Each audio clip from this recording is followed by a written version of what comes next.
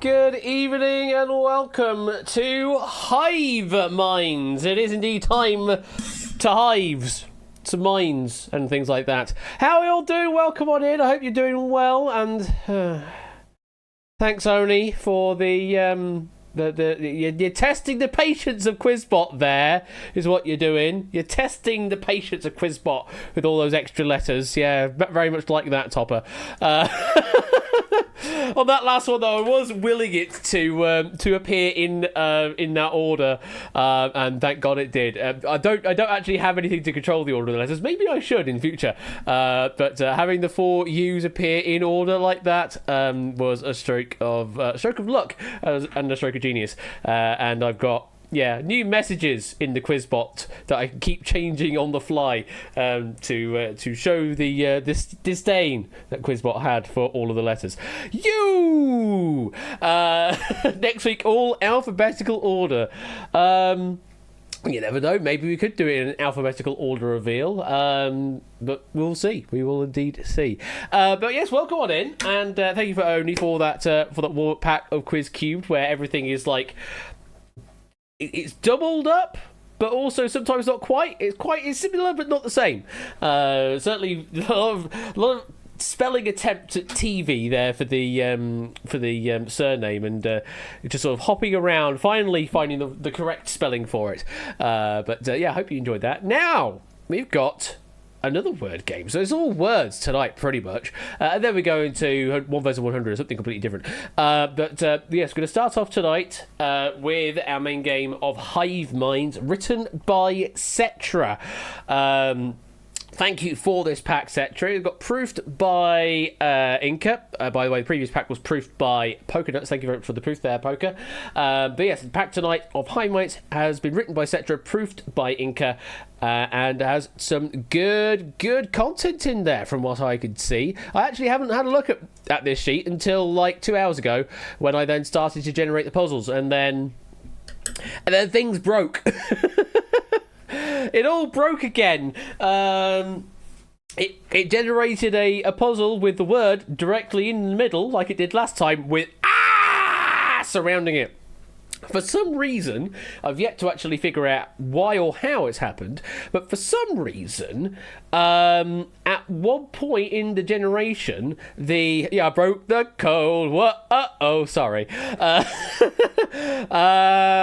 But yeah, for some reason, the random number generator object seems to just invalidate itself entirely. But it doesn't say that it's invalidated. It says it's a valid object to work with, but it just completely invalidates the random state. And every time you hit a random on it, it just chucked out a 0. So every time it did that, it just like chucks out a 0, chucks out a 0. So nothing actually gets randomized at that point. So it does the same thing every time. So every time I hit the generate button, it was generating the same puzzle every time. The word down the middle, then turned up that way with A's around the area. And that was what it did every single time. So I figured a way that I can force the random number generator object to be reset in a valid sense, so that it always does generate with a valid object, which means it should be more likely, in theory, to be able to generate better puzzles, though mileage may vary. It's all I'll say on that one. Hopefully everything's going to go okay. I did quickly inspect the hives that it generated for tonight's game, and they all seem to be good, bar one of the final hives. I did have to make it bigger again, much like I did with Pops, because I think the words were just a tad too long, that it couldn't quite fit in a hive.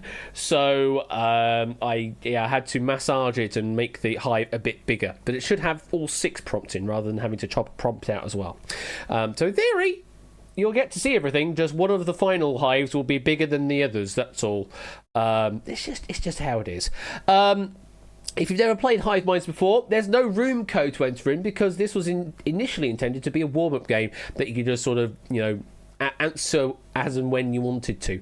So no room code to enter in. You just whisper an answer to Quizbot 3000. One of these hives is not like it. Well, in fact, two of them are definitely going to be bigger because they have to be. They're super hives.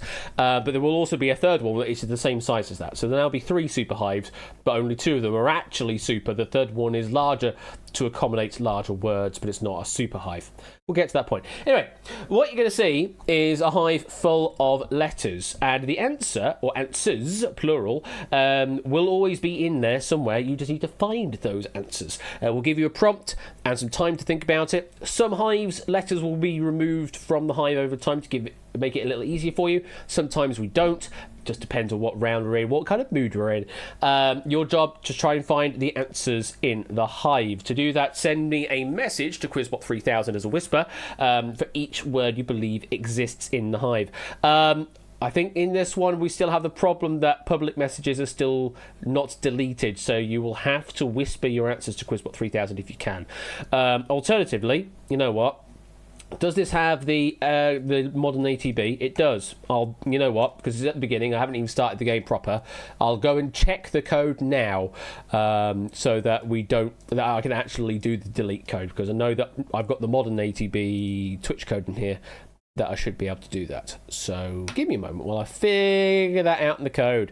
Where is whisper? Message is whisper. If message is not whisper, I'm gonna check the code. Sorry. If message is not whisper, then delete message. It's there. The code is definitely there.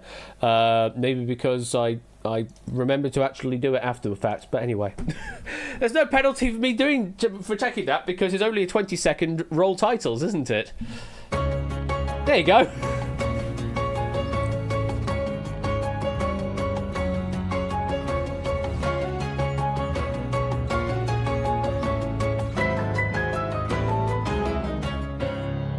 It's a lovely intro, isn't it? It really is a lovely intro.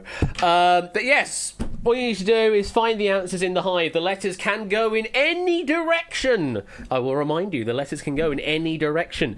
Always join on a common edge. Don't go doing weird diagonally things. Though you can go on a diagonal direction. So you see their hive is valid. It goes on that diagonal, but it's got a common edge. You don't go across the corners, though. That's what I mean by diagonals in this case. Don't go across the corners. Go across common edges. And it can go backwards. To start with, you're only looking for one answer, but as we get later on into the game, you will be looking for more than one answer in the hive, and you can send those as separate messages, please, to Quizbot 3000. Okay, right, let's get this game underway. Let's go on to round number 1. Good luck, everybody. Before we do the rules, is there a bonus for making a top-to-bottom or side-to-side connection? No, this is not Blockbusters, I'm afraid, but we appreciate the 100 bits. And hopefully you can do well tonight, Sportsy. And we've got 1 year. 525,600 minutes. 525,600 moments, oh dear. 525,600 minutes. How do you measure a year? Oh, God. You know, text-to-speech, you do need to have a bit of a singing voice for that one. 525,600 minutes. You got to get it right. Come on. You don't need the and in there. Just 525,000. It's all fine. Thank you for the 1 year resub, Sunny Cat. Do appreciate that. Don't know, how do you measure a year? Apparently, you measure it by 12 months in subscriptions on Twitch. Thank you very much for the 1 year resub. I hope you're doing very well this evening. And thank you for your continued support. Yeah, the text speech doesn't know how to sing. That's the thing. Does that mean I have to try and find a way to do that? Ugh, maybe. So anyway, this is round 1. We're going to populate the hive with letters, and you'll get a prompt at the top of the screen, and it will also appear in the public chat. You just need to find the one answer in the hive. You can answer as fast as you can to get more points, but be aware you can only submit one answer. So don't go try submitting something and then try and correcting yourself, because the second message will not be counted, and you may still be charged. So only one guess on each of the questions we ask for. What are the prompts we give you? But the faster you answer, the more points that you can get. And we will do a conversion at the end of points into doots, but we'll talk about that once we get to the end. So If you're ready, let's have a look at your first hive. I need to get my reference sheet up. So we are looking for a European capital that is located in the Balkans. All right, if you're ready, then let's reveal the hive. And while you do that, I'm going to find some more suitable music to put on in the background. Chill piano should do. Yeah, that'll do. So, find me a European capital located in the Balkans. There is only one in there that matches the prompt. And it's definitely not that pretzel. There may be some tricks up there that don't exist entirely or are spelt incorrectly. You need to avoid those. There's only one in here that is valid, that matches the prompt.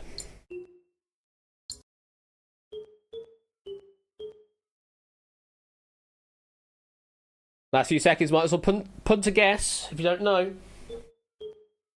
That's time, and the answer we look for here was Belgrade. Most submitting an answer getting that one right.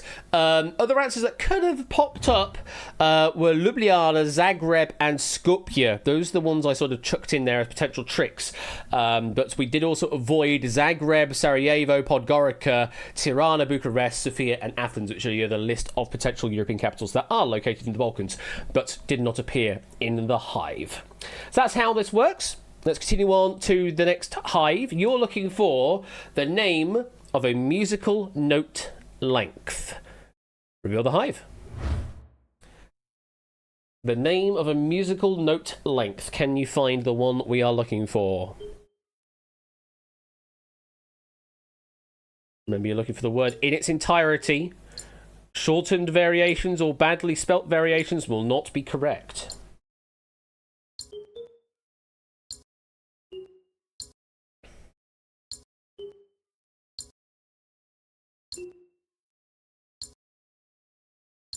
It's quite nice in this game. Maybe possibly a little too dark. Maybe a little too minor side of it. But it kind of fits.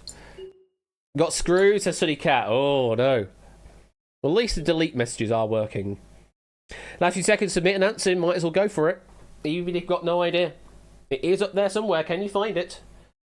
The answer we're looking for here is a minim. Also sort of like a 2-beat note. Other answers that could have appeared but were wrong. I think we put a breathe in there and a crotchet and a quaver, but not in their full length title. So there were missing letters that couldn't quite make it fit. Other ones that could have fit but were wrong. Ones we did avoid putting in were large and long. Those are other names of potential music note lengths. Good crisp, yes. Good quaver. Okay, next up, we are looking for...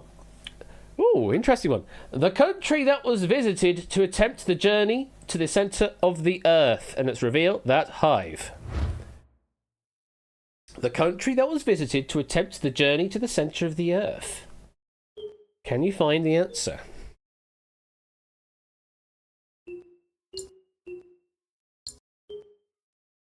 What is this track? The Life of a Gardener, is it? No, Life of a Garden Gnome, even. Okay. Well, I wanted to put some chill piano on for Hive Minds, because I still haven't sorted out music for it. So we're seeing what the station has in store for us tonight on this one. It seems to be a bit more... This was a little quirkier in its arrangements, which is nice. And it's in 3 or 6, depending on how you want to count it.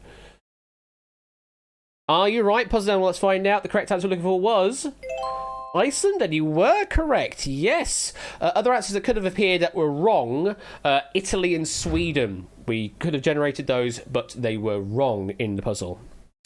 Indeed, etc., indeed, etc. Okay, one more in this part of the round. You were looking for a game from the Jackbox Party Packs that had multiple sequels. A game for the Jackbox Party Packs that has had multiple sequels. Reveal the hive. So looking for the main title, the main headline title of the game. Don't need to worry about any subtitles or whatever, or numerical additions. Just the mainline title of the minigame. in the Jackbox Party Pack.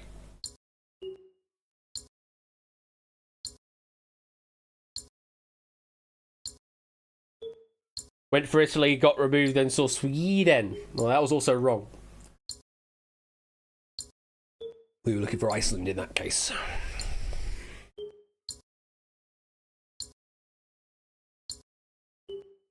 And this one is supposed to be in chill piano, and suddenly now we've got strings.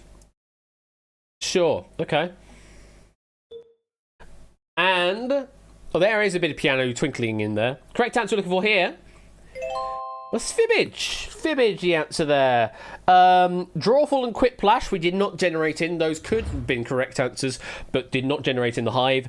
And alternate ones that did generate but were wrong, Earwax and Quicksort. Those do not have any sequels currently in the Jackbox Party Pack lineup. But you never know, might do in the future. So that's the first half of round number 1 sorted. Let's move on to the second half, shall we? Oh no, wait, let's do a summary of our leader. It's Topper with 20. Okay, can you move on now, game? Thank you. I completely forgot it does that. So it's Topper in the lead on 20, currently the one to beat by quite a margin, must be said.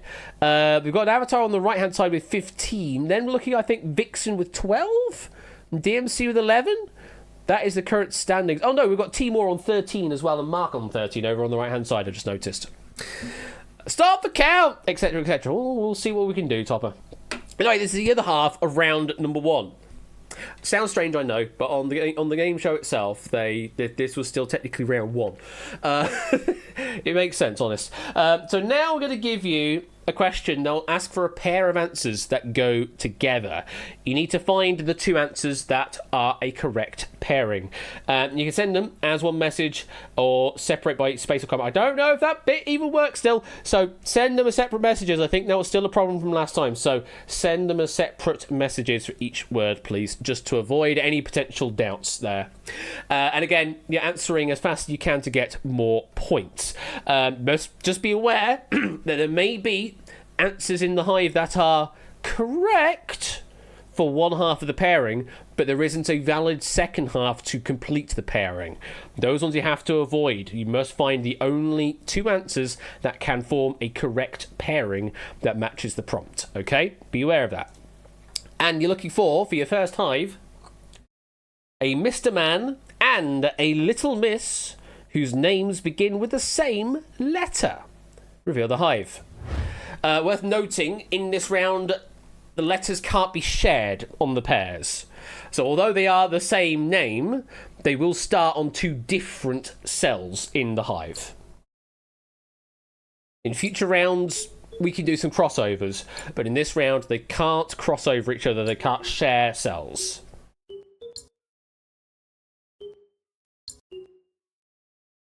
And also, avoiding the Little Miss and Mr. at the front. It's just the final surname, as it were, we're looking for in each case. Last few seconds, get those answers in. Might as well punt. You might get one half of it right. That's time. The 2 we're looking for here were Mischief and the other M, Magic. That was the pairing we're looking for. Other answers that tried to appear in the Hive but did not have a pairing were Happy, Clumsy and Lucky. And the avoid answers that we didn't want to generate, because they also do start with an M, are Marvellous, Mean, Messy, Metal, Miserable, Mo and Muddle. The only 2 M's that we had in the Hive that could be valid were Mischief and Magic. And that was Mr. Man and Little Miss. That matches up all of the M's. Oh, God, we're doing the duplicate letters thing again. Moving on, in your next Hive, we are looking for a planet of the solar system, along with one of its largest satellites. Reveal the Hive. I think we've done this sort of question before already in Hive Minds, but it might be a different pairing now. A planet of the solar system, along with one of its largest satellites. Can you find the pairing? Thank you, Nightbot, for that guess. Unfortunately, that will be wrong.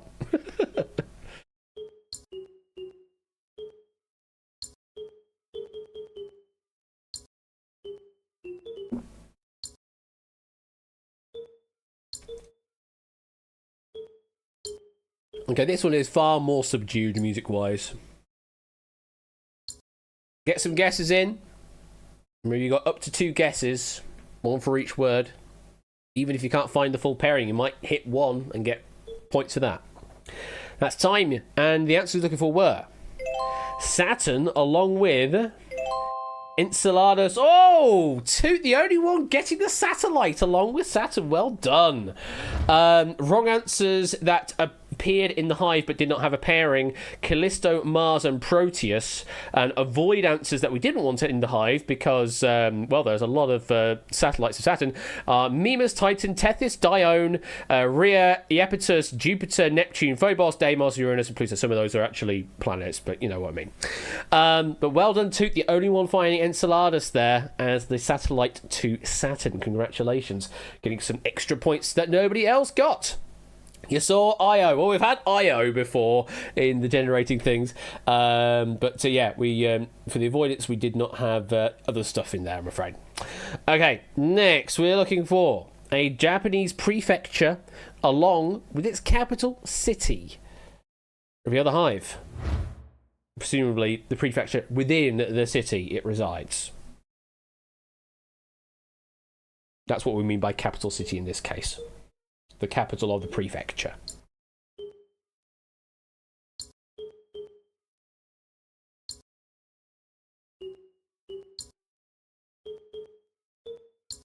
Thank you for that guess, Pretzel. Unfortunately, that will be wrong again. Get some guesses in. You never know. You might be right. I'm going to remove another cell, I think. And then that's all your help.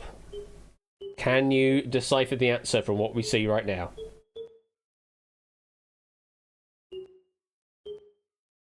That's time. The pairing we're looking for were Hokkaido along with Sapporo. That was the pairing we're looking for. Mixed bag there, about 50-50 on each one. Yes, Hokkaido with Sapporo. That was the correct pairing. Wrong answers: Tokyo, Akita, and Nagano. And then avoid answers that we did not have generate because they are other prefectures or other capital cities of prefectures: Oita, Saga, Nara, Mie, Gifu, Tsu, Kobe, Mito, Naha, Otsu, and Kofu. Those are the other ones that we didn't want generating in the puzzle. Okay, and the last one of this round, we are looking for an SI unit along with the quantity that it measures. Reveal the hive. An SI unit along with a quantity that it measures. It will be a single word quantity. Just to avoid any weirdnesses like, you know, you're looking for sort of electrical conductivity won't be an answer you see in the hive because that's just far too long, and also it's 2 words. You're looking for a single word response in each case.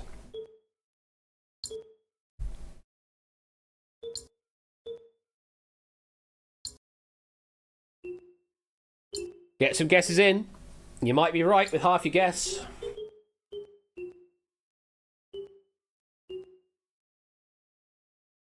Last few seconds. That's time. The pairing we're looking for were the kilogram. 7 got that right, and mass. Few more finding the mass, but not so many finding the kilogram as the SI unit.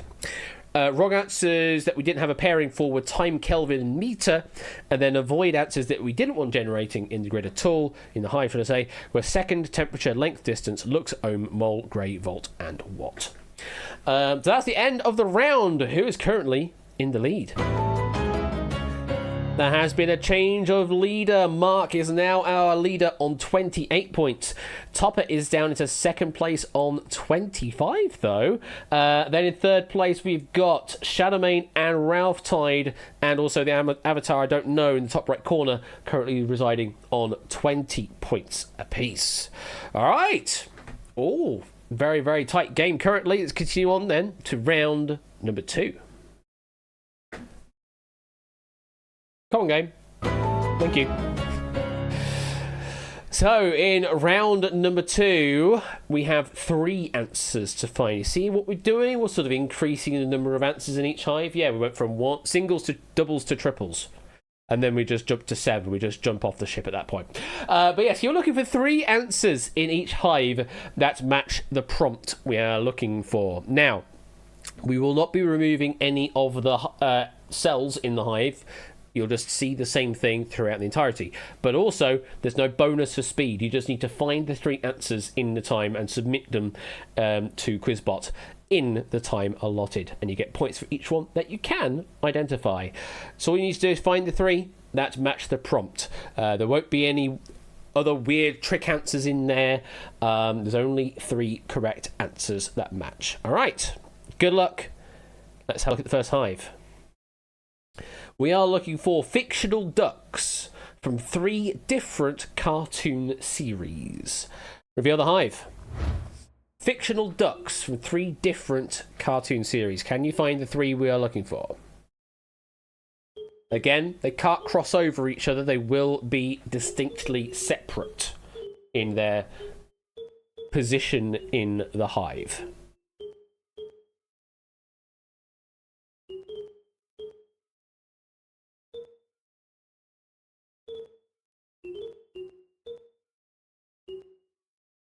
Yes, we give you a bit more thinking time on this one as well, because there are 3 answers to find and we don't remove any letters. So there's more thinking time here.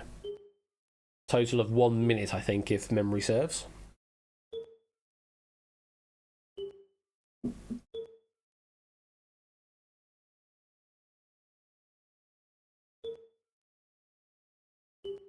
Last few seconds, get some guesses in. You have up to 3 guesses.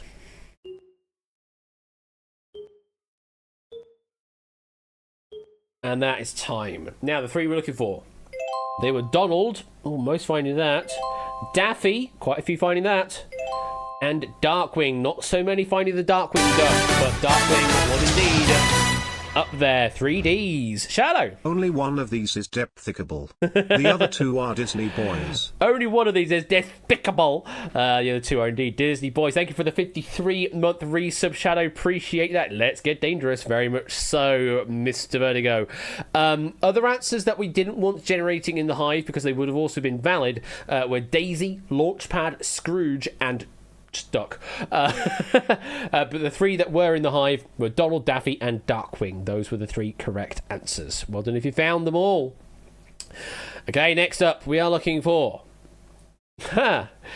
We are looking for 3 numbers that are consecutive in the Fibonacci sequence. Reveal the hive. It's a very interesting way of writing this question. Not the numbers themselves, you do have to type it out. But there are 3 consecutive numbers in the Fibonacci sequence in here. Can you find them?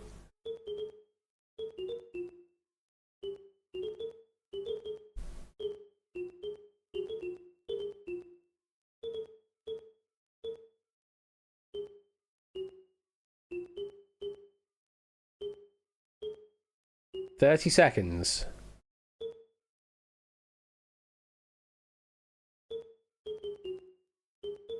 If you're not sure what a Fibonacci number is, can you find a number in the grid, in the hive? We're on the last side, 10 seconds. You did a goof, Puzzle Dan. Oh dear. Well, we'll cross that bridge in a moment. Okay, the 3 answers we're looking for were 3. Then the next one in was 5, and the next one in was 8. You add the 2 previous entries together to form the result of the next one. So it's sort of 1, then 2, then 3, then 5, then 8, then 13, and 21, etc., increasing as you do. That is the Fibonacci, and there's no reason why you couldn't do a different set of numbers to start with. That's why the Lucas numbers exist. They start off with 2 different base numbers, but still add on in the same way, and you still get the same sort of progression, but just done in a slightly different manner. You went looking for consecutive primes, Matt. Yeah, didn't want to do that. Yes, the 3 answers that could have appeared in the hive that were just strictly wrong were 6, 9, and 12. Those are not in the Fibonacci sequence. And then ones that we avoided generating were 1, 2, and 13, because those do feature in the Fibonacci sequence, but then we need to worry about consecutiveness at that point as well. You have no idea how you didn't see 5. Oh, no. Well, hopefully you have a bit more luck with this next hive. Oh, this is an interesting set, actually. We are looking for mountains that are over 8,000 meters tall. Over 8 kilometers tall. Reveal the hive. Oh, Matt's come in with an early guess. There is no bonus for going fast on this round. You just need to find the 3 answers. So you may as well make sure that the answer you've submitted is somewhere in the hive before you submit it. Because otherwise that is a wasted guess. Unless you're just absolutely sure that it's going to appear.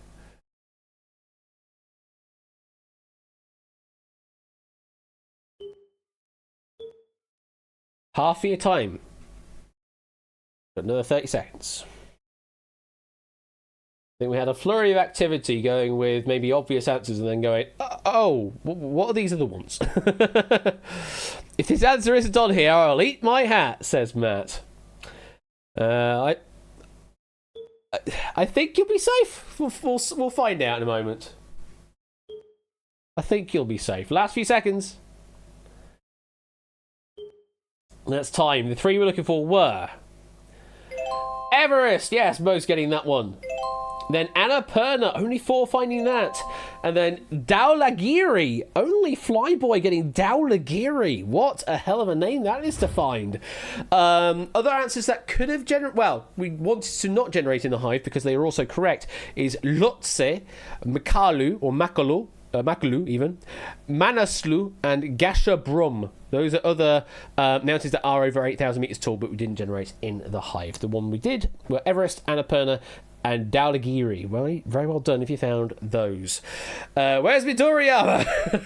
Feels like 8,000 meters, doesn't it, Sportsy? Okay, one final one in this round. We are looking for the names of stages of the life cycle of a butterfly. Reveal that hive. The names of stages of the life cycle of a butterfly.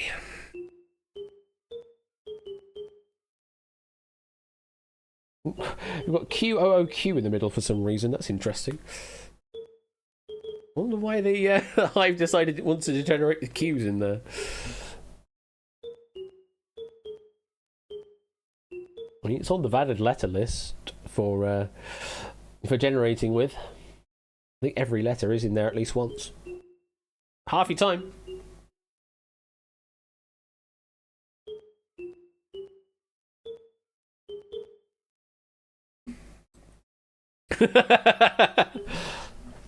How you doing, Score? Last 10 seconds, you might as well get a guess in. I know that Itogi's going to be happy with one of these answers.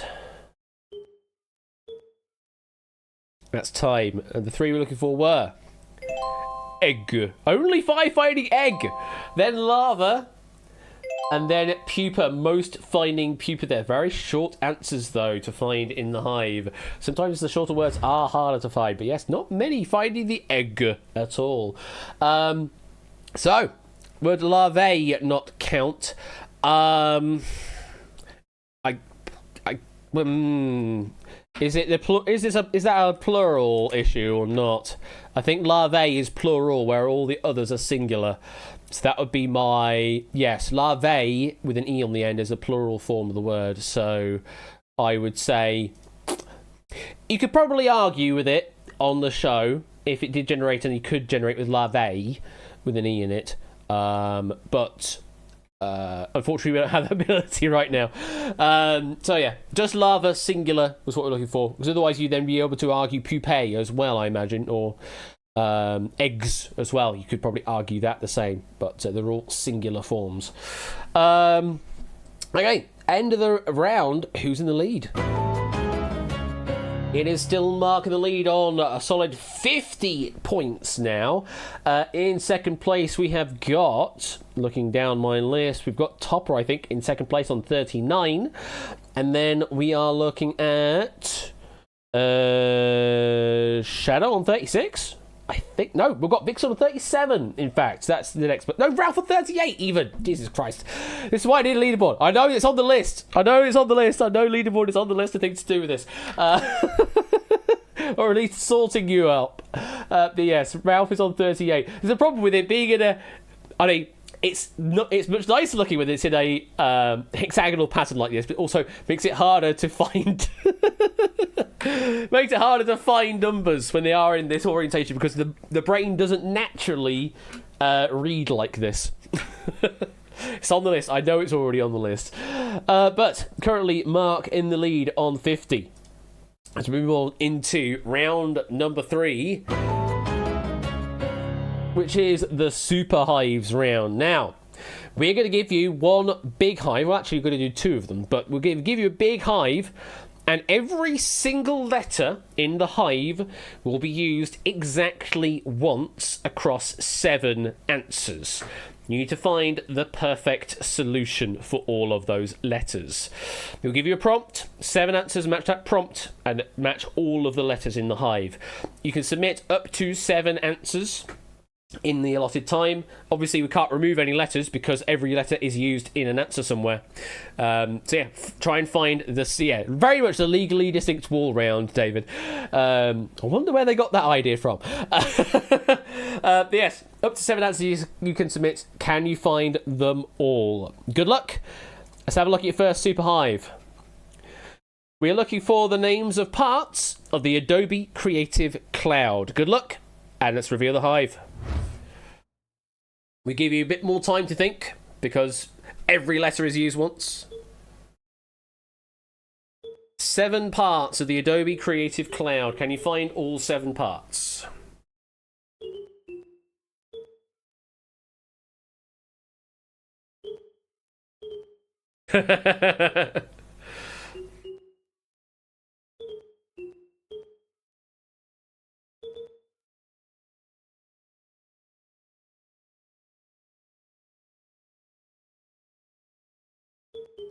Hopefully you found at least one answer. Hopefully you found a couple of answers. There are 7 up there. That's half your time used.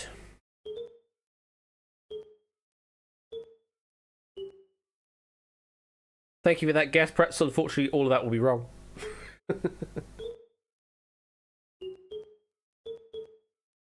You've got 30 seconds left. Now might be your opportunity to just submit random guesses if you don't have a full complement of 7 answers down. Remember that there'll always be single word responses. We're not going to do any weird space mangling on this one. They will be single word responses. Last few seconds, get those guesses in. That was time, and the answers we're looking for in order were Photoshop, most finding that. Lightroom, not so many finding that one. Fresco, only Flyboy. Acrobat, 7 finding that. Prelude, 3 finding that. Bridge, 3 finding that. And Audition, 5 finding that. So most finding the first 2, and Acrobat, and then it all kind of fell off the cliff a bit with the others. So yeah, Lightroom is sort of a photo editing suite, as it were. Bridge is sort of the bridge between a lot of all of the Acrobat Creative Cloud suite to sort of marry files from different apps together. Audition is for audio stuff. I'm not sure about Fresco. I don't know what that one is. I'm not sure about that. But Photoshop, everyone should know about Photoshop, but it's like image editing, Acrobat really does that kind of stuff. What about Flash? Yeah, not there, I'm afraid. Thank you for the 33 month of resub, Walex. Appreciate that. Hope you're doing well. Other answers that were actually in the list to avoid generating in the hive, though. To avoid generating the hive because they could potentially appear as crossovers. Speed Grade, Scout, Aero, XD, and Comp. Those are the ones that are part of the Creative Cloud, but we didn't want them fully generating. Or actually, we could probably have them generate because there's only one unique solution in the hive. Anyway, I'll stop waffling at this point. Adobe Pokemon. Fresco's a drawing and painting app. Okay. So, right, fair enough. Makes sense, given the name, I suppose. Right, the other super hive for you to consider then. We are looking for the names of modern birthstones. There will be 7 up here. Good luck. Reveal the hive. 7 modern birthstones. Can you find all 7 of them?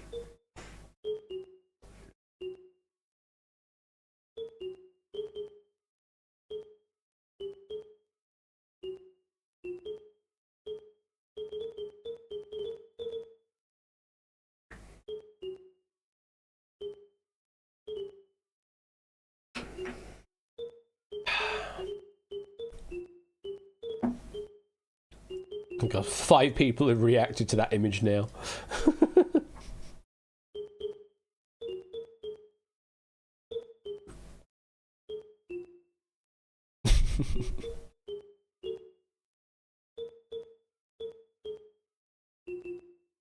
Use over half your time now.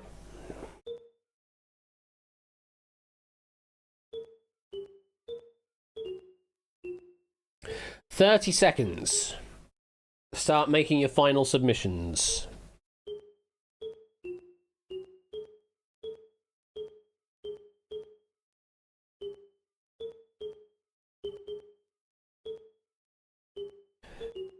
Rounding the corner.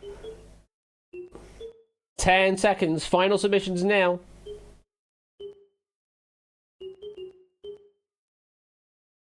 Hopefully you've used all the letters, says Mark. We'll find out. The 7 answers we're looking for were... Topaz, most finding that. Garnet, only few finding that. Aquamarine, a very long one in there. Turquoise, 7 finding that. Sapphire, quite a few finding that. Diamond, a few finding that. And peridot, however you want to pronounce it, a few finding that one as well. You're hardwired to find aventurine in there. No. But yes, not so many finding the garnet, must be said. Clearly you're not playing Genius Game enough. Other ones that we possibly could have had in the hive but wouldn't have completed the a perfect solution was agate, ruby and opal. How many of those are lottery machines, says Score? That's true. Champagne E. No, wait. That's a different game, poker. That's a different game. At the end of that round, let's have a look at who's in the lead. It is still Mark with 61, followed by... I want to say Ralph on 48 is next. Yes. Then it's Ralph on 48. Then we have got Topper of 44 in third place, I believe. And then, quite a few on 43, must be said. Mark with a large lead, but can be easily caught in the telephoning. Jesus Christ, Topper. Yeah, definitely. For another year or two or never. Hi, Proogs, hope you're doing well. You can join in late. There's no room code to enter in. Just answer to Quizbot and you get some points, get some dudes at the end. Final round is called the final round. So the hives are now full of answers. And pay attention because there may be an answer to a question that has not been shown yet. What you need to do is find the one answer for each of the questions we give you in the hive. There is no bonus for being super fast, but there is only a short amount of time each time that we do a question, because there are a total of 6 questions per hive, and then we will refresh the hive for another 6 questions. Okay? Try to remember if this is the longer one. I think this might be the super version, so it'll be a slightly larger hive for this first one, and then a smaller hive for the second one, I think, if memory serves me right. Okay? You can hex, absolutely. It will just delete your message in public chat, that's all. So, let's reveal your first hive. There it is. It is indeed a super hive. So if you're ready, good luck. The first question we are asking you is... This Dodge car had its 3rd generation end in 2023. Only one answer.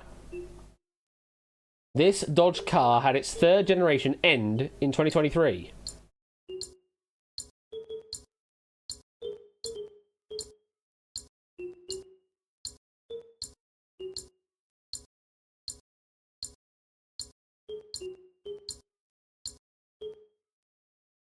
That's all the information or help you're getting. Thank you, Pretzel, for your guess. It's not right, though. We're looking for the Challenger. I think Matt was the first off the bounce on that with Challenger. Absolutely right. Yes, the Dodge Challenger. Okay, let's bring the hive back in. And your next question. We're looking for an alternate name of the constellation Auriga. An alternate name of the constellation Auriga.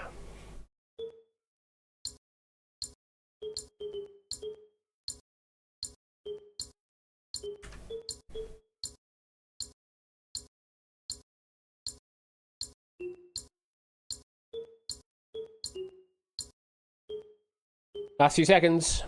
I think quite a few are going to be irritated by the answer. We're looking for a charioteer. Chariot on its own was not good enough. You needed to be a charioteer for it to be valid. Only 5 finding the answer there. Vixen, Shadow, Timor, now cut that out, and someone who has pulled their hood over, so we can't see who they are. Yes, charioteer was the answer there. Next, we're looking for one of the most prominent figures in 17th century England. One of the most prominent figures in 17th century England.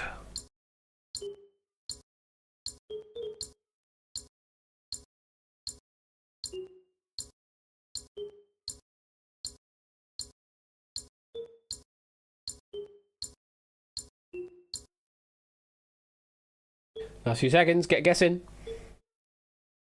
I don't know, is it Hex? We were looking for Cromwell. Presumably Oliver Cromwell. But yes, Cromwell, the answer there. 1, 2, 3, 4, 5, 6, 7, 8. Finding the answer. Yes, indeed, Shadow. Let's bring it back in.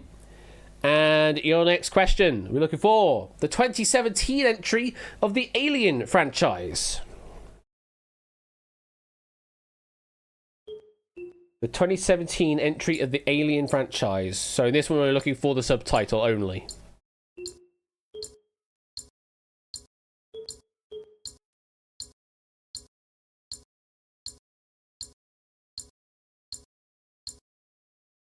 Last few seconds, get a guess in. Few finding it at the end there. We're looking for the Covenant. 1, 2, 3, 4, 5, 6, 7. Finding the answer in time. Yes, Alien Covenant, the answer there. Okay. Got 2 more left. Next one we're looking for. This English mathematician devised the Doomsday algorithm, among other things.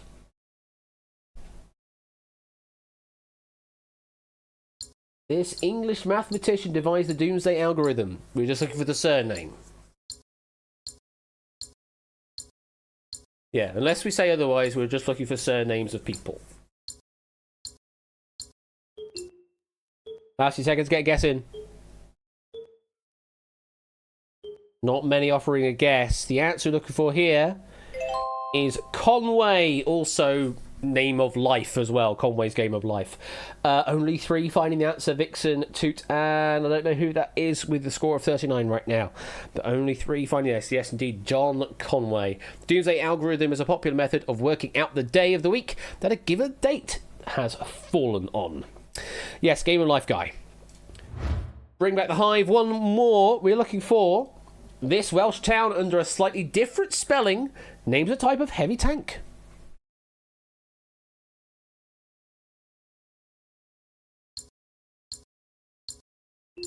We're looking for the name of the town.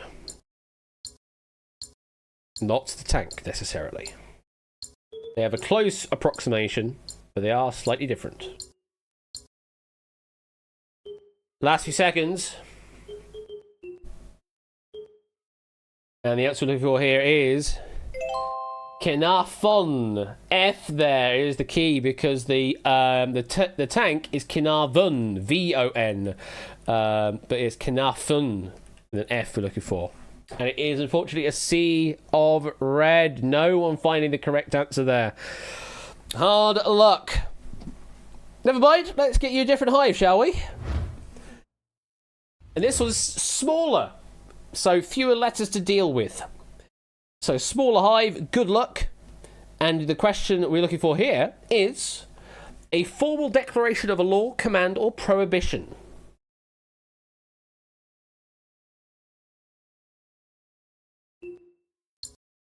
The formal declaration of a law, command, or prohibition.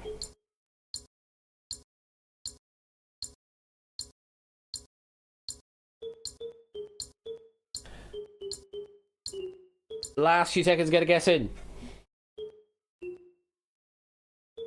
Thank you for that guess, Pretzel. Unfortunately, we'll be wrong. We're looking for a statute. A statute. 1, 2, 3, 4, 5, 6, 7, 8, 9, 10, 11. Finding the correct answer there. A statute. Indeed, of limitations as an example. Bring back the hive. Next question. We're looking for. In statistics, what probability distribution has this pseudonym in its name?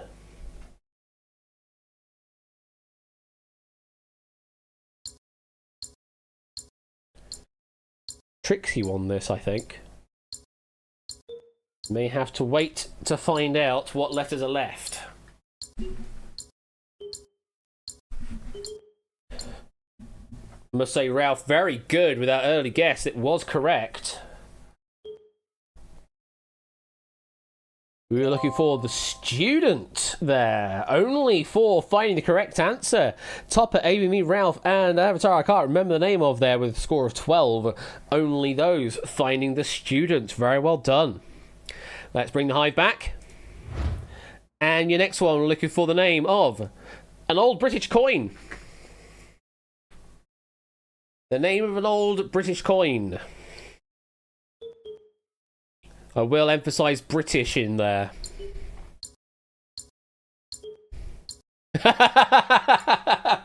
Hello, Riff. Breaking cover, I see.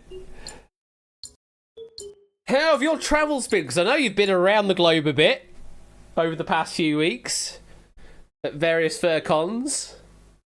Hope you've had a good journey.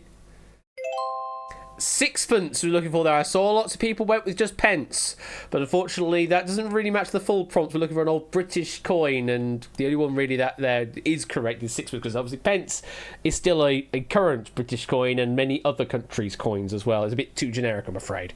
But yes, we're looking for the sixpence. You're at the 16,000 Animal Furrier Convention this past weekend. Remember, it was a certain fox. Certain fox. That's what we love to hear. Community people getting together and all that. So yes, I hope you enjoyed then. Enjoyed your travels and enjoyed the cons and everything. So yeah, lovely. Someone's on nice points, and it's Mark currently sitting on the nice points. Is Mark going to score any more then, or just going to leave it there? I don't know. Currently, they probably could sit there and might eke out the win. Currently, Ralph in second place, I think, is the biggest competition on 56. So behind by 13. Is that going to be enough? Let's continue on. You're so tired. I bet cons are just incredibly tiring. Well, you can just relax now and enjoy the remaining snacks you might have from Britain. Now we're looking for a branch of linguistics.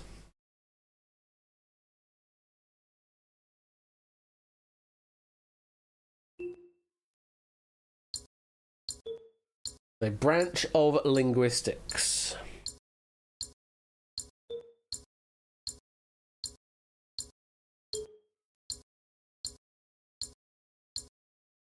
Put a guess in.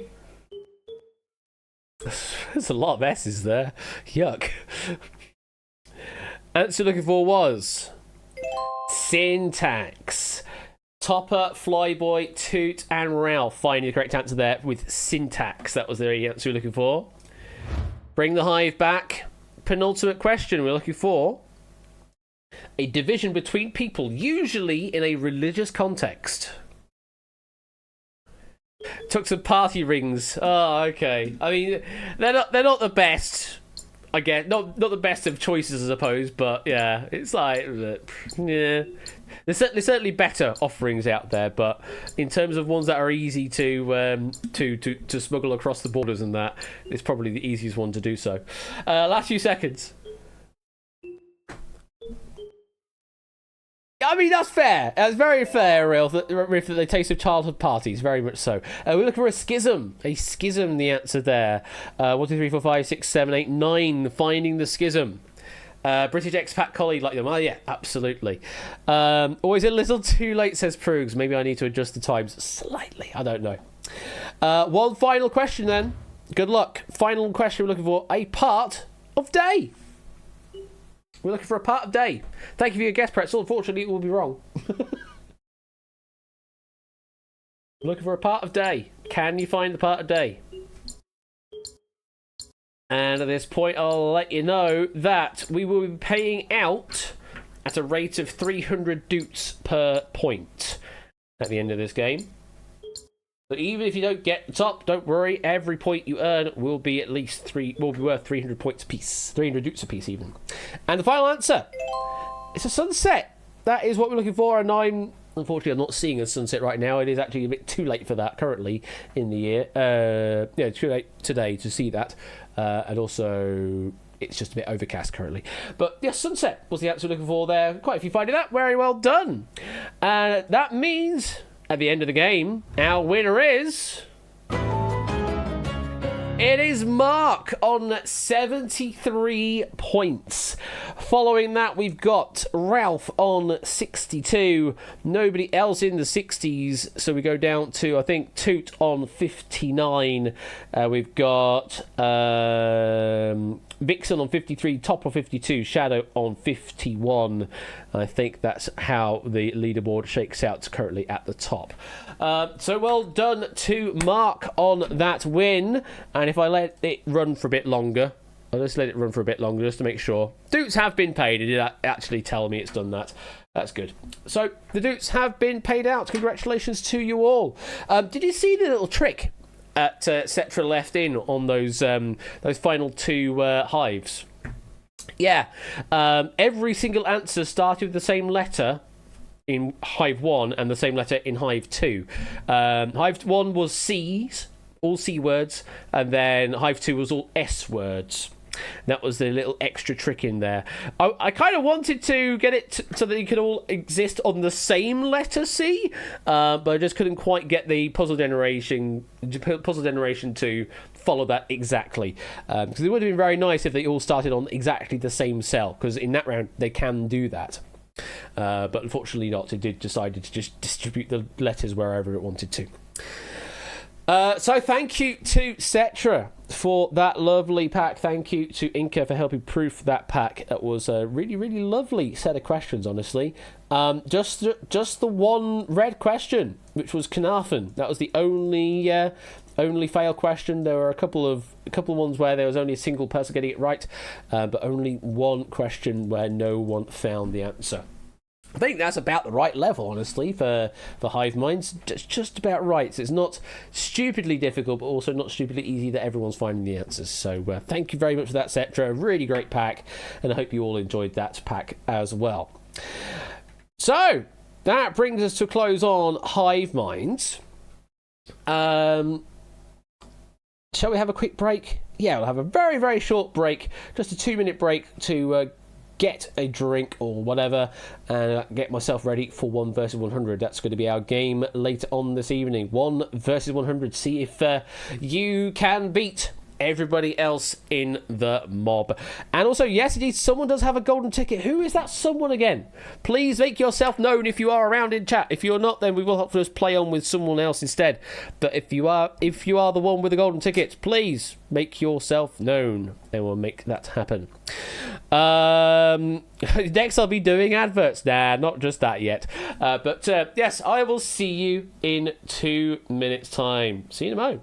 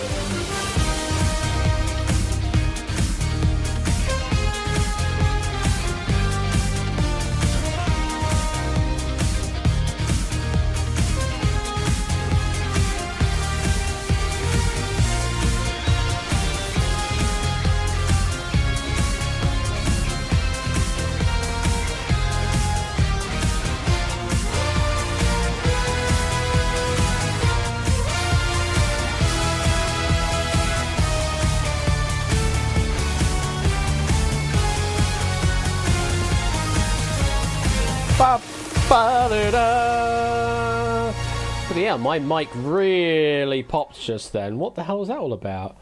It's only at 86, that's absolutely fine. Anyway, let's open up the lobby, shall we? BQ! BCOU if you want to hear on tonight's game. Sexy Dutch music. God bless the Dutch makers of fine, sexy music. Very much so. Thank you for the 100 bits there, Puzzle. I appreciate that. And it seems Streamlabs is a bit more on the ball tonight. That's just how it goes, I suppose. But yes, so it seems like it's Silver Electron then has the golden ticket through to be the next one. Do we have a Silver Electron in the lobby right now? We do indeed. So I'm going to add one Silver Electron, and you will be picked as preferential pick on the first game tonight. So if you do want to join in on voice, might as well get yourself set up in Discord right now. If not, then just get yourself ready in chat, I suppose. Turns out the Netherlands are really good at this TV thing. I wonder why, Scott. No, they really are very good at this stuff. There are a lot of countries that are really good at this stuff, but Netherlands, yes, particularly good, especially with their music. Goodness me, their music. We'll get you another 30 seconds to get this lobby open, and the lobby's going to stay open anyway throughout the main game. So, you know, I don't know why you even bother. Probably won't be able to do voice. Absolutely fine, Silver Electron. So you're just going to do chat. Have a think about what version of the game you want to play. If you want to play the US rules, or if you want to play the Dutch rules, and then we'll get this game underway very, very shortly. And hopefully you will be picked to be the first one this evening because I just told it to. But we'll see. We've got 20 in the lobby right now. You know what? Okay, we'll just get this game underway straight away, and people can join in as they wish because it is anytime entry. So let's press this magic button and do things. Oh, that transition.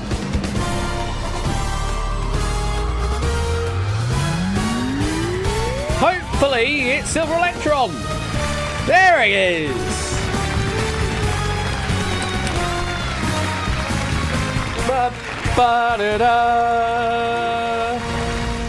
And just reminding myself to clear the one preference list so that you don't get picked to be the one the next time round again. So, Silver Electron, you do have the golden ticket to be the one tonight. What game mode would you like? Would you like the US rules or would you like the Dutch rules tonight? Do US rules. Okay then, let's get this game underway. I wish you the best of luck, Silver Electron. US rules. It is time for 1 versus 100. Any first question? If, God forbid, you are of such good service to Boris Johnson that he invites you for lunch at the PM's traditional country house, where would you be going? Is it to a homophone in the American name of draft, to a homophone in the American name for American football, associated football, or to a homophone of the American name for Ludo? But yeah, very wordy question to start with. If, God forbid, you are of such good service to Boris Johnson that he invites you for lunch at the PM's traditional country house, where would you be going? And that is time. So, Silver Electron, you are the one in the hot seat. You are the one tonight. What's your thoughts? Where are you going? Very, very wordy number one question, this. Mob doesn't have much time to think.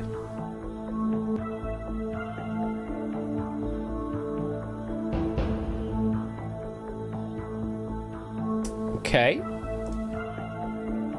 Already you're baffled. Well, as the one, you do have the assistance of some helps if you need them. You can ask the mob, which will pick 2 mob members out. They'll say what answer they gave and give some reasons. Poll, you choose one of the letters A, B, or C. We see how many of the mob went that way. Trust, we just lock in the mob's most popular answer, considering just the human answers, that is. And as the host, you get to ask me for a bit of help.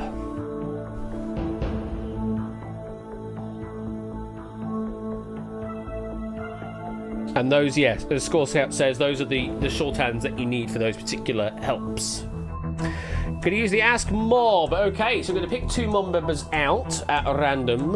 One has gone the right way, one has gone a wrong way. Now, God forbid, in a case where everyone's gone the right way or everyone's gone our wrong way, then it will just use the help out and no information is garnered. But hopefully we'll get some information. And we will, on the top row, in fact. We've got Flyboy and we've got Mark. Now, both those players may give their reasons why they gave those answers. We now know for certain the answer's not C. That's just a process of elimination. We know it's not C. It's between A or B.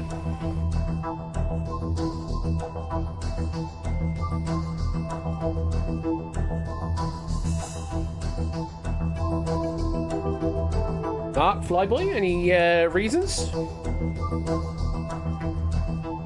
Reasons to be cheerful. A blank guess from Flyboy.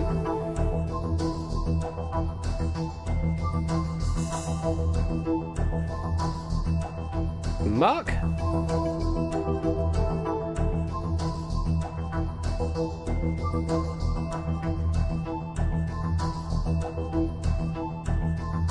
The house is called Checkers in drafts, is called Checkers in the States, is what Mark says. So, seemingly some reasoning there. I think you mentioned Checkers earlier on as well, Silver Electron, so maybe that lines up with your thinking as well. Now, of course, you can use another help if you want a bit more certainty, or you can lock in an answer just by saying A, B, or C.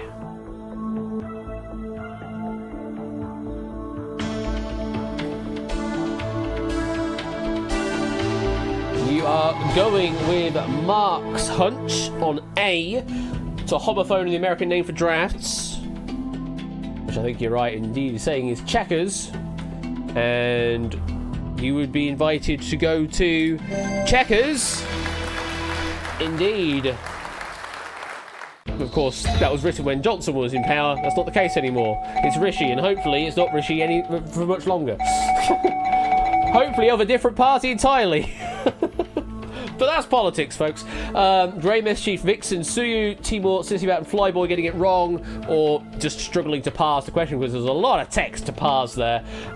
So no harm in getting that one wrong to start with. But you will be eliminated. You can continue to answer questions even though if you are eliminated. You get yourself some bonus dukes for free, and also builds up a streak to say get even more bonus dukes on top of that. It is 1 versus 82 Silver Electron, means you already have 1,000 in the bag right now if you want to claim it. If you want to go, that's fine. Take that money and run. Or do you want to take on the mob? Hopefully get a bit more money out of them. What do you want to do? Ah, you missed the question, Vixen. Fair enough. We continue on 1 versus 82. Question number 2. In 2011, a question from The Chase left Bradley Walsh in stitches. What was the name of the sportsman in that question? Was it Andy Capp, Fanny Schmeller, or Walter Plinge? Mob, block your answers now. In 2011, a question from The Chase left Bradley Walsh in stitches. What was the name of the sportsman in that question? Was it Andy Capp, Fanny Schmeller, or Walter Plinge? And Mob is in. Now, interestingly, this story has had a bit of a recent development in the last year. Because I think it's appeared on Michael McIntyre's comedy vehicle show. Back when Bradley was doing recordings of Gladiators, he was staying, the big show indeed, when he was staying at the Mercure Hotel in Sheffield, the midnight game show element of the big show brought on the sports person in question, I think, if that's what we're going for here. Is it Fanny Schmeller? It is! Can't remember the correct pronunciation though. They did do that on the midnight game show, but I can't remember. Everyone got that right. So no change for you here. You can claim the 1,000 by taking money now, or do you want to take on the mob for a bit more? We'll move on then. Question number 3. Which of these is a year in the decade referred to as the noughties or the aughts? 2018, 2008. 1998. Mob, locking your answers now. Which of these is a year in the decade referred to as the noughties or the aughts? Is it 2018, 2008, or 1998? I think someone said something about the surname Shimmer. Is that what it is, midget on the internet? Shimmer. Or Shmila, as Sportsy says. Okay. Schmealer. Milk got it as Schmealer. That's three different pronunciations. And then there's Fanny from Topper. Thank you. Anyway, back to this question. We've got Silver Electra locking in 2008 as being part of the noughties, or the aughts. You're absolutely right, yes. And remaining mob members also got that right as well. So, still the same question for you. 1,000 take away or take on the mob? Mob it is. Question number 4 then. Is this... Chuck Norris starred in the TV series Walker, Texas Ranger, which was primarily set where? In the Minneapolis-St. Paul metro area, the Seattle-Tacoma metro area, or the Dallas-Fort Worth metro area? Goodness me. Chuck Norris starred in the TV series Walker, Texas Ranger, which was primarily set where? Was it Minneapolis-St. Paul, Seattle-Tacoma, or Dallas-Fort Worth? Mob is in. Silver Electron, what do you think? Welcome to the game, Zidix. We will get you seated in the mob in a moment.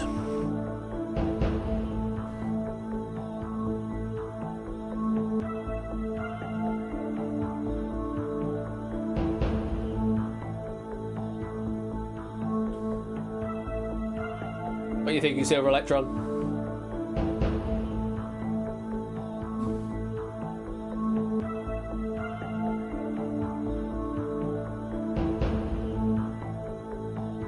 I know for sure that one of these is actually in Texas. Okay. So you're going to go with C, the Dallas-Fort Worth metro area.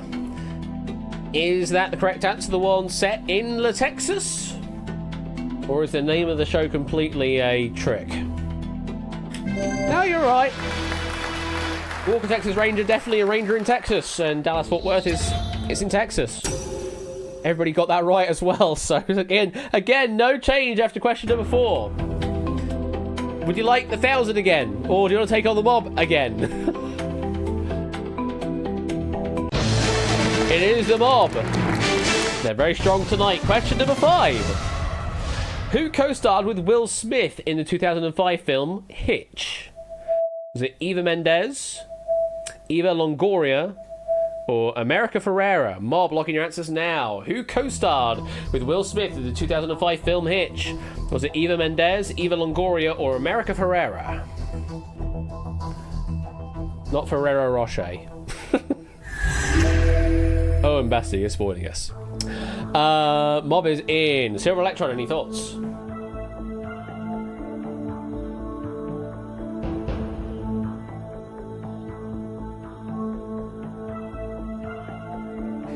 Never even heard of the film.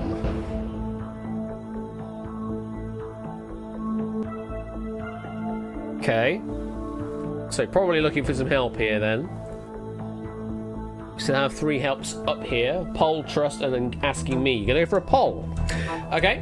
Which of the 3 options would you like to see some information about? A, B, or C? Going with A, and there are... Oh, interesting. Just under half of the remaining mob members went with that answer of A. 38 of 82.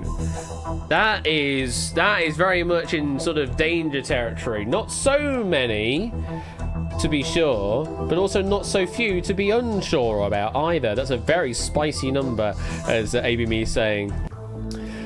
So that's information at the very least. That got 38 of the mob went with A, but that does mean you're looking at, you know, less than 50 that have gone with B or C. It could be that all of those have gone with one of those 2 answers, or it could be across the 2. It's a very interesting split. I mean, if A is correct, we're down to 38, or whatever number gets generated by the AI rethinking itself. If there's anything else, then who knows what could happen. We'll be losing at least 38. So you're going to be jumping up the money ladder. You pulled A because he's the only one you've heard of. Okay.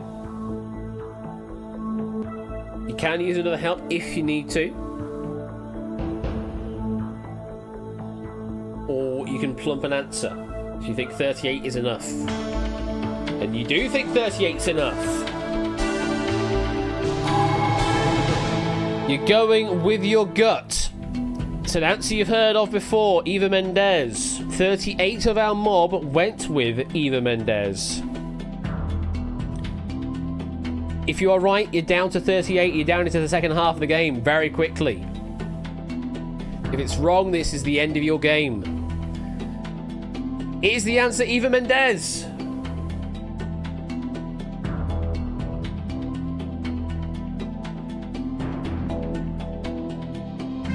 It is Eva Mendes. You are still in this game.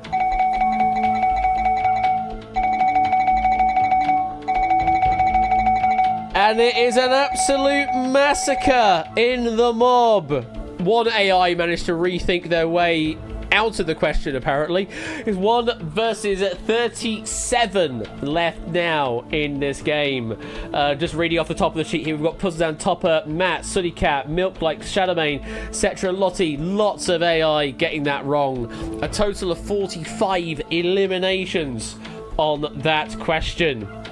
And Cetra is saying, you've gone from 1,000 dudes up by 7,400%, up to 75,000 dudes. That is a hell of an increase, but also a hell of a punt to go with a, not majority of the mob. So that is incredible plays. You're still in this game, Silver Electron. 75,000 now in your bank. You're in the second half, meaning you get to see the category before making your mind up on the next question.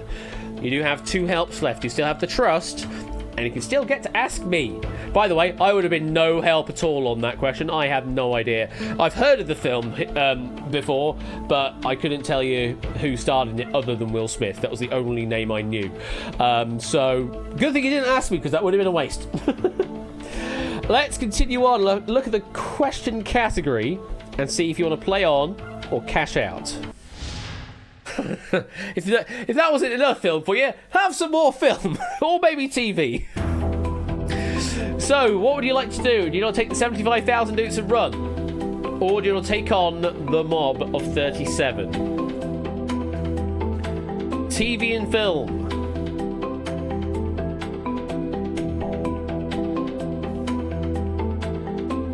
Don't remember the last time you even watched a film.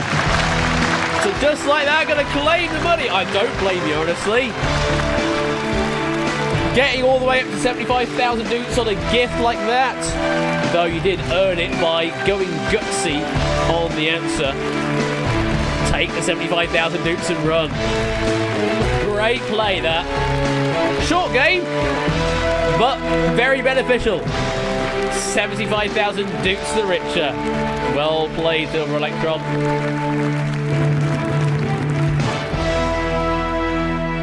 That leaves us in the mob that survived. Colo, Proogs, Lord Hovis, Mr. Vertigo, Mark, and a midget on the internet. Only 6 humans surviving at the end there.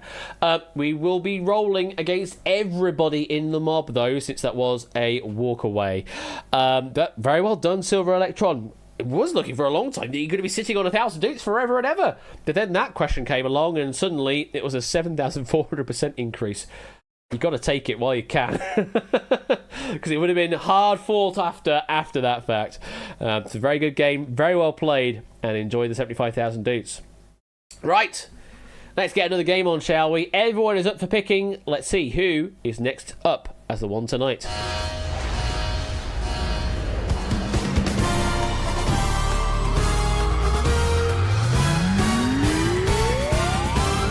Who is it? It's Topper! Topper 1 Gaming! Da, da, da, da. We love to see it. Topper's currently in the green room. Let's just bring them in right now. Good evening, Topper. Oh, hang on. You're in the wrong audio channel right now. I completely forgot to set up Discord. Let's try that again. Good evening, Topper. Good evening, Mr. Bash. How are you doing? Yeah, I'm alright. How are you? Yeah, doing all right, actually. Doing all right. But it's a very, very busy week, this. I've well, I'm working Monday through Friday, but then Monday evening was a rehearsal with a band. Tuesday evening was a rehearsal with a different band. Wednesday evening, we're here right now. Thursday evening, I'm going to see someone play live music. Friday, doing this streaming stuff again. And then Saturday night, I'm going to play something instead. And then Sunday, maybe a day of rest. I don't know. But yeah, it's a very, very busy week and I've had no time to do literally anything. So, hey, at least we'll get some time for some quiz, eh? Yeah, quizzing is good. Absolutely. Trying to remember the last time you were here as the one. How well did you do? I did the Dutch game last time and I got further than I was expecting. Mm-hmm. Didn't take the victory, but it went well. It went well. Well enough to try it again or to do something different? No, I'm going to go America this time. I wondered. I actually was half, if I had a bit more time to work on it, I was half thinking about implementing the thing that I think it was Uzumaki Pavel was posting around over on Bother's Bar side of things, or over on this side as well. It was one of the French rules of 1 versus 100 at one point where you had to eliminate specific people in the mob to actually earn the right to get the question. I thought, well, that's an interesting little tweak that you can just easily add into the rules.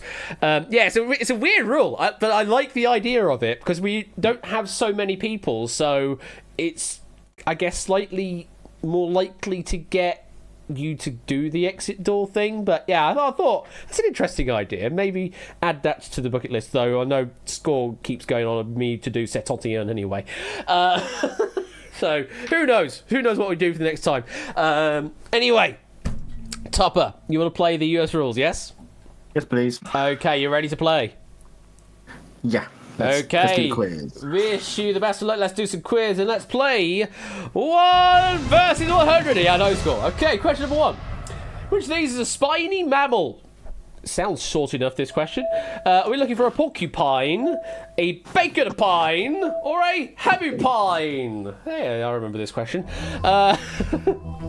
Which is a spiny mammal? Is it porcupine, bacony-pine, or hamupine? I think the other one is we're missing the sausage.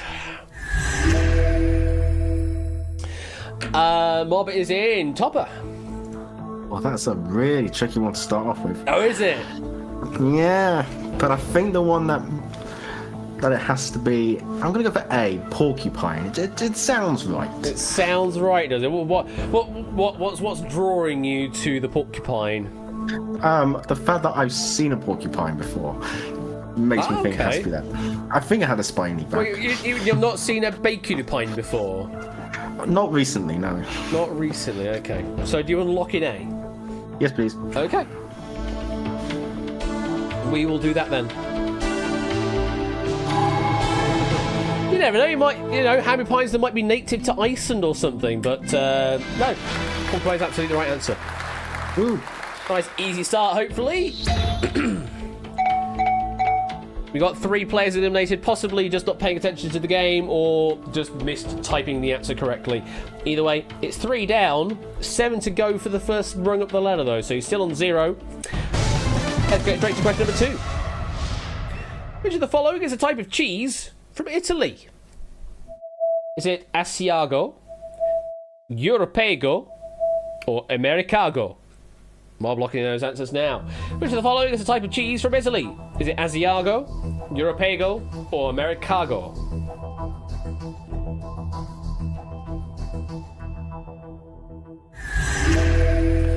Yeah, another food question here. Not Trivago this time, Puzzleman, no. Topper, any thoughts? Well, I can see the trick. It starts with Asia, Europe, and America. Mm-hmm. But, I mean, that would obviously make it because Italy's in Europe, so surely that would make sense. But I've never heard of Europago or Asiago or Americago. So, mate, is it a double trick? Is Jay White being that evil?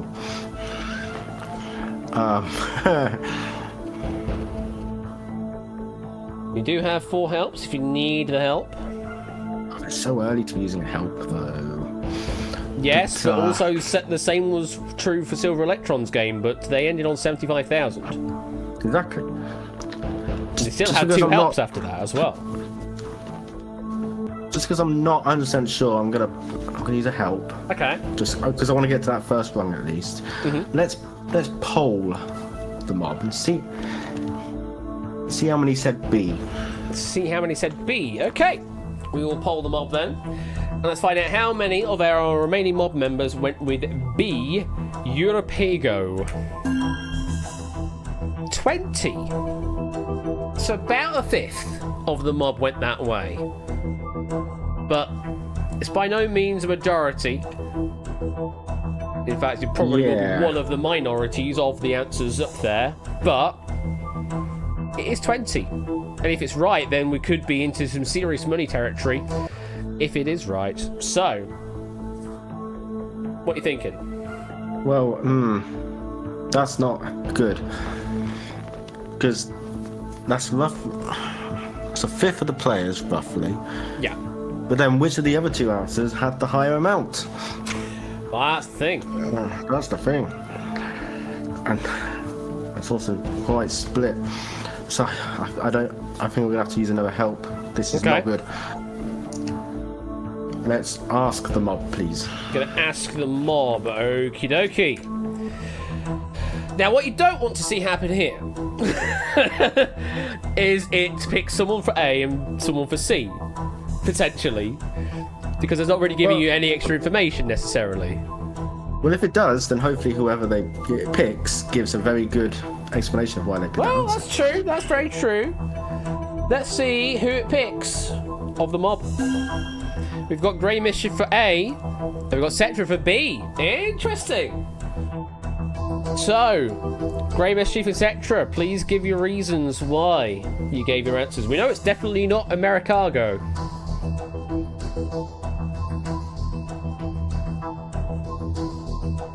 Hey, that's interesting. Grey Mischief went with a random guess. On A. Okay. On A, yeah. And then Cetra, who was amongst the fifth that went with B.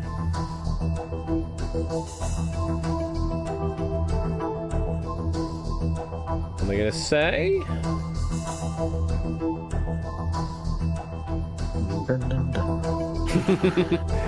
We'll keep going around the tension music. Yeah, you shouldn't have gone for C for cheese. That's not the way to go this time, I'm afraid. Are you there, Cetra? Oh, there we go. Unfortunately, all of these seem plausible to me, but you know how many went for this option, so there's still something to work off of, I guess, says Cetra on B. Thanks for your help, guys.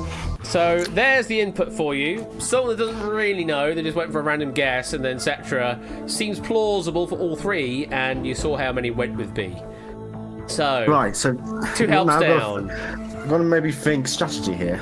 Or game theory. So 20 went for Europago, Yeah.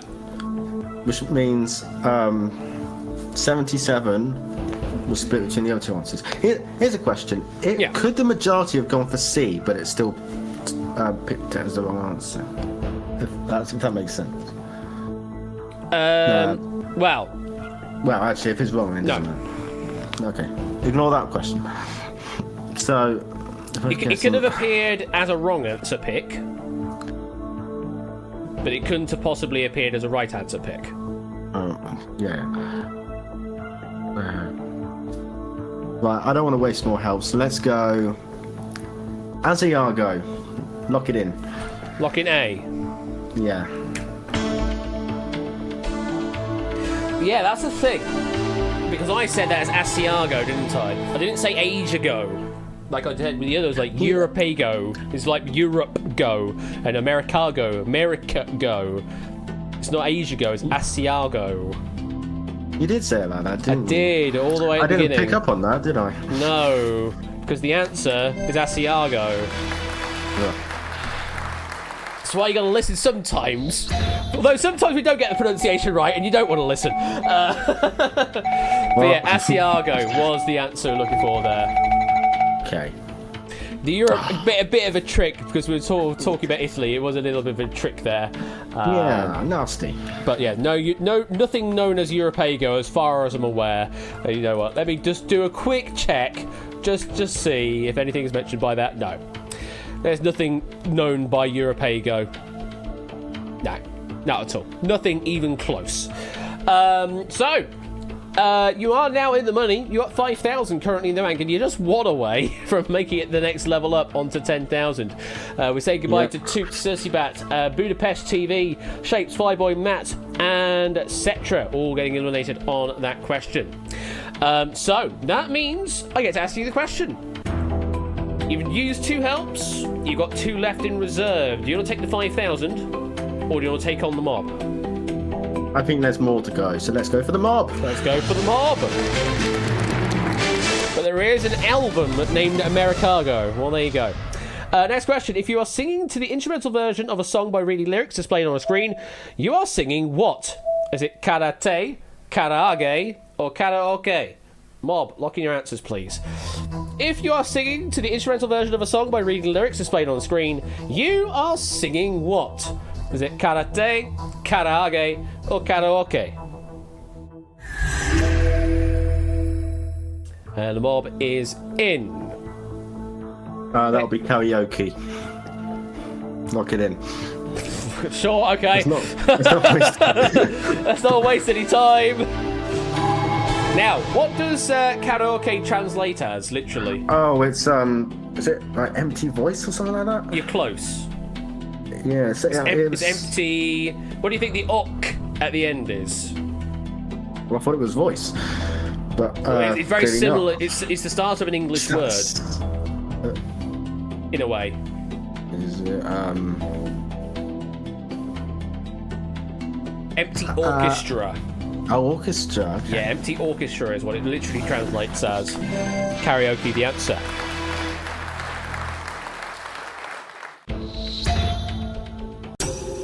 Unfortunately, they all got that right, so no Yeah, I move. saw that coming. But another opportunity to take 5,000. What do you want to do? Mob. Mob! 1 versus 71. Next question.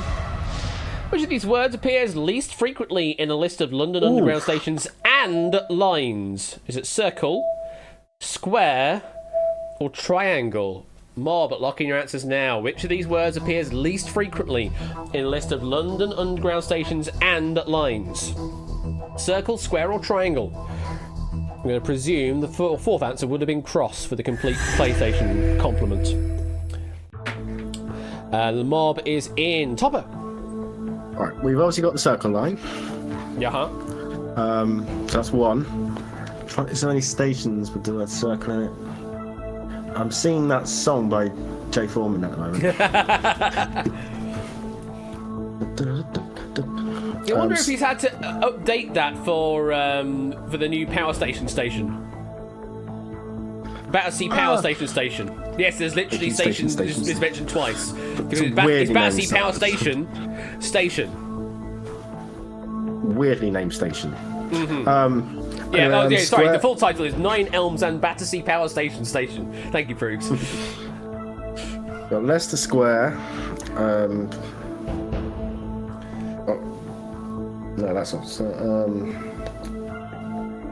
Just yes, it's that new spur. That's right, Proogs. Sorry, yes. 9 Elms and then Battersea Power Station.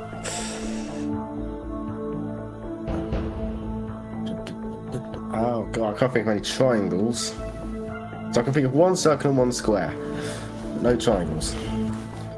Okay, well, I mean, that means you got at least frequently, I suppose.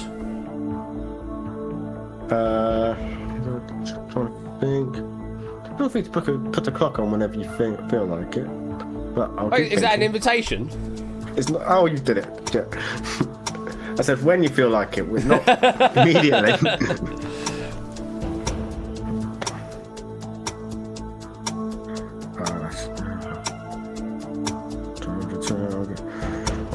time available. Can't think of any triangles. We're gonna lock in. Triangle, lock it in.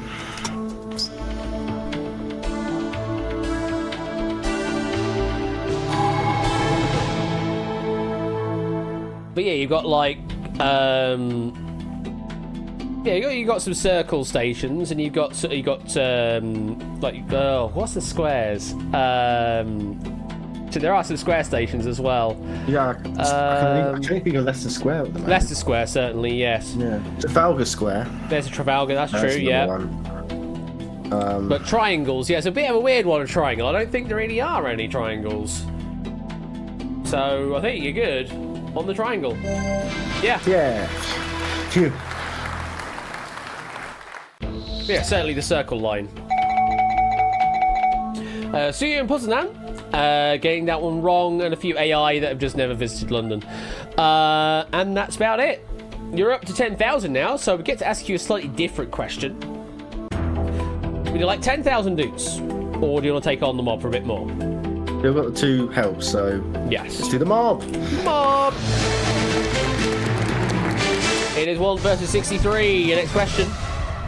John Carpenter, the first person to win the top prize on any version of Who Wants to Be a Millionaire, famously used what lifeline on the last question? Was it 50-50? Was it Phone a Friend? Or was it Ask the Audience? Yes, before Ask the Host was a thing.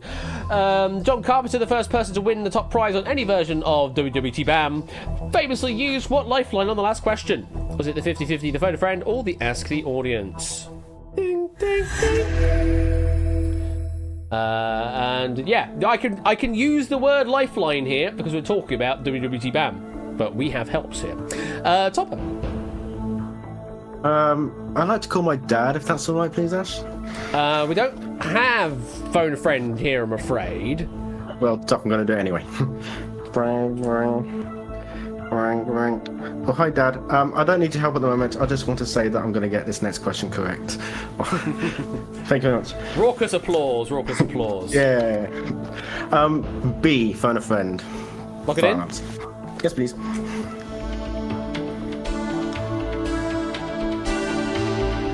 The slightly sour-faced Regis Philbin as well. Phone a Friend? Yeah, absolutely.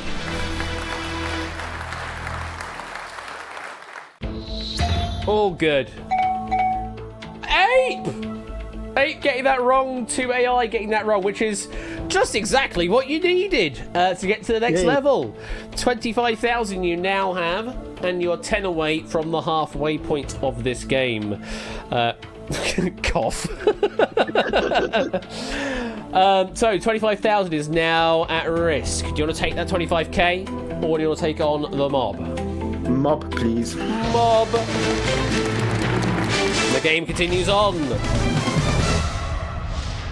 Which of these balls is the smallest? In other words, has the shortest diameter? Is it, oh my goodness, a smallest golf ball that conforms the rules of golf by the RRA and USGA, a table tennis ball that is approved by the ITTF, or an official tennis ball defined by the ITF? Which of these balls is smallest, as in other words, has the shortest diameter? Balls. Oh, you're driving, Ape. Yeah, don't quiz and drive. It's not good for you. Don't quiz and drive. Just focus on the driving. Topper, you've got to determine the sizement of these balls. The sizement, eh? It's just a word I've just decided it exists now. Right. Well, I'm ruling out tennis ball. That's definitely the bigger of the 3. Right. Golf and table tennis ball, eh? In my mind, just picturing them, I think a table tennis ball is smaller than a golf ball. But am I certain that it's smaller than a golf ball? Yes, I am. Enough to just go for it. So, B, lock it in. B, lock it in, you said the magic words. Yeah. Not 100% confident, but I'm confident. Difference between a golf ball and a table tennis ball, you say here.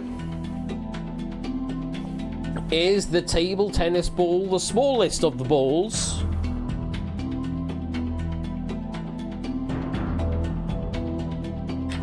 It is the smallest. Very well done. Yeah, I couldn't really make my mind up with between that and the golf ball, because they're very, very close. Tennis ball, much larger. And you got exactly 10 eliminations! Yeah.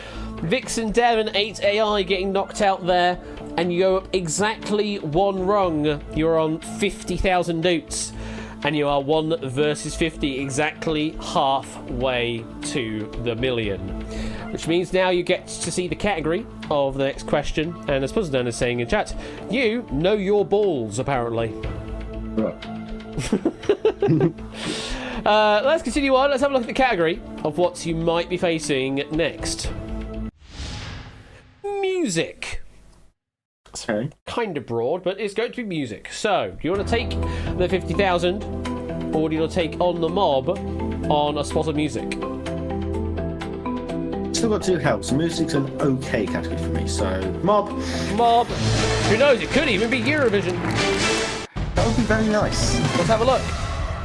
Billboard caused controversy recently by announcing which band is holding the top 3 positions on their top rock songs of the 2010s. Was it Panic at the Disco, Imagine Dragons, or 21 Pilots? I don't know what recently is, unfortunately. It's not pinned in the question itself. Billboard caused controversy recently by announcing which band is holding the top 3 positions on their top rock songs of the 2010s. I guess it's just across the 2010s decade. So I'll say recently, maybe 2020 or something around there. That is the question as written. Topper, any thoughts? That is a question, and I'm not aware of this, unfortunately. So, yeah, they're all good bands. I think they'd all be worthy on the top 3, top song position placement. You do some music, Ash. Do I? So yeah. So I think I'm gonna ask you, please. You're gonna ask me, humble opinion. Okay. Here is what I think. Yeah, I shouldn't have said that I was doing lots of music this week, should I? That's a difficult one because I don't really follow rock songs generally, especially not Billboard. So that would be the US side of things as well. They'll have a slightly different skew as to what's popular over there. 2010, so 2010 to 2019. Surely that's a little too late for Panic? Like, Panic was right big right at the beginning of the millennium, 2000 to 2010. But I don't think it was as popular from 2010 onwards, was it? So I don't know if that would necessarily be, although obviously it doesn't necessarily have to be, you know, they don't necessarily have to be releasing tracks and albums in that time. It could just be, you know, just a very popular song forever holding those positions in the 2010s charts. I'd be more inclined maybe 21 Pilots of those 3, because that sounds more of that time. Like late noughties, early teens in the 2000 millennium. Imagine Dragons also close in that window, though again I think is Imagine Dragons slightly earlier, slightly more towards with Panic? I don't know. If I were to plump an answer here, I'd probably go 21 Pilots. It seems the slightly more recent of those 3. So certainly recent enough that they could be, you know, really prevalent within the 2010s decade. But there is some right bangers that Panic have done.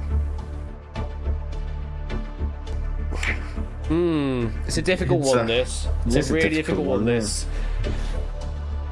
And it's like, it caused controversy, so it must have hit the news at some point.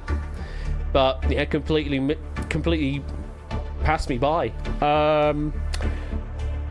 Yeah, only for the reasons I mentioned, being maybe slightly more recent than the others, I'd go 21 Pilots, but it's not a definitive result, but it will be my final answer, Topper. Interesting. I can't really get any more information because I've used the only one I have left is the auto lock. Yeah. So the thing is, do I trust you, or do I trust the mob, or do I trust my instincts? Or do I just run and hide and... You have to do one of three things, I guess. Or if one of those things happens to coincide with another, then one of those two things. That's the thing, yeah. I don't really have anything better to go with. If I just trust the mob, it's almost ignoring everything you just said because I'm just going what the mob says. So I think I'm just gonna have to go with your sound logic. It basically comes down to whether any of my input was worth keeping or not. If I was of zero value, then going trust the mob makes more sense because that potentially has more value. Your input sounded logical. No, 21 Pilots was more recent-ish. So, based on that, I'm gonna go for 21 Pilots. Lock it in. Okay. You said it. And you have gone with my answer of 21 Pilots. I really don't know the answer here. I hope it goes gold for you here, Topper. Is the answer C?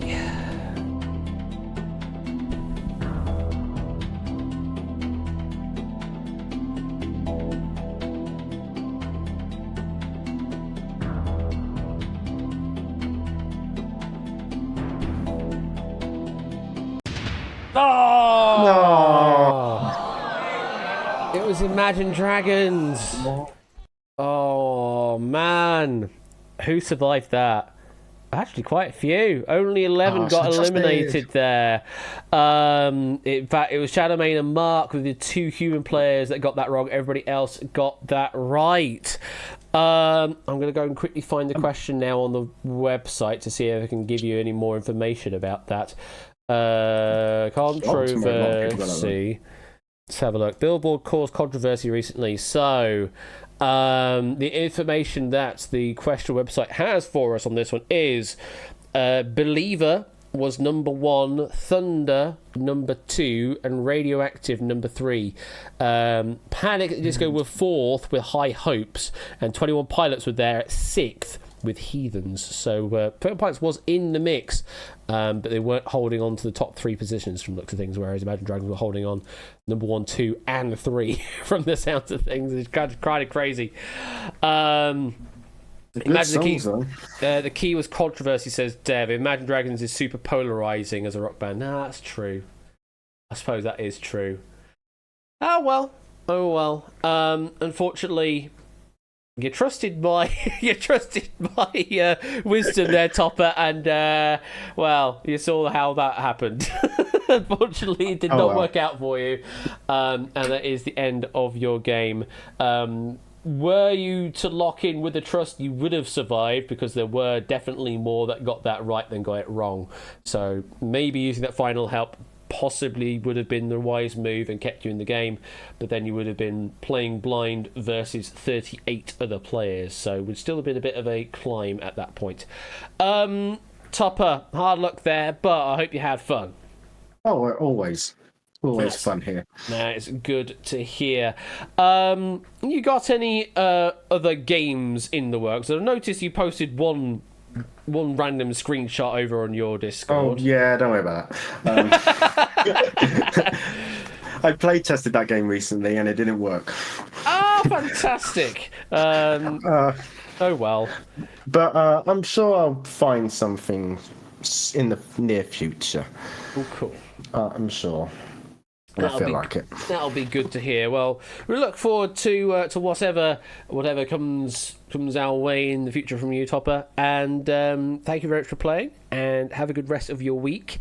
And we'll see you later. Take care. Cheers, Ash. Bye. Bye. So it is. What's the time? 9:52.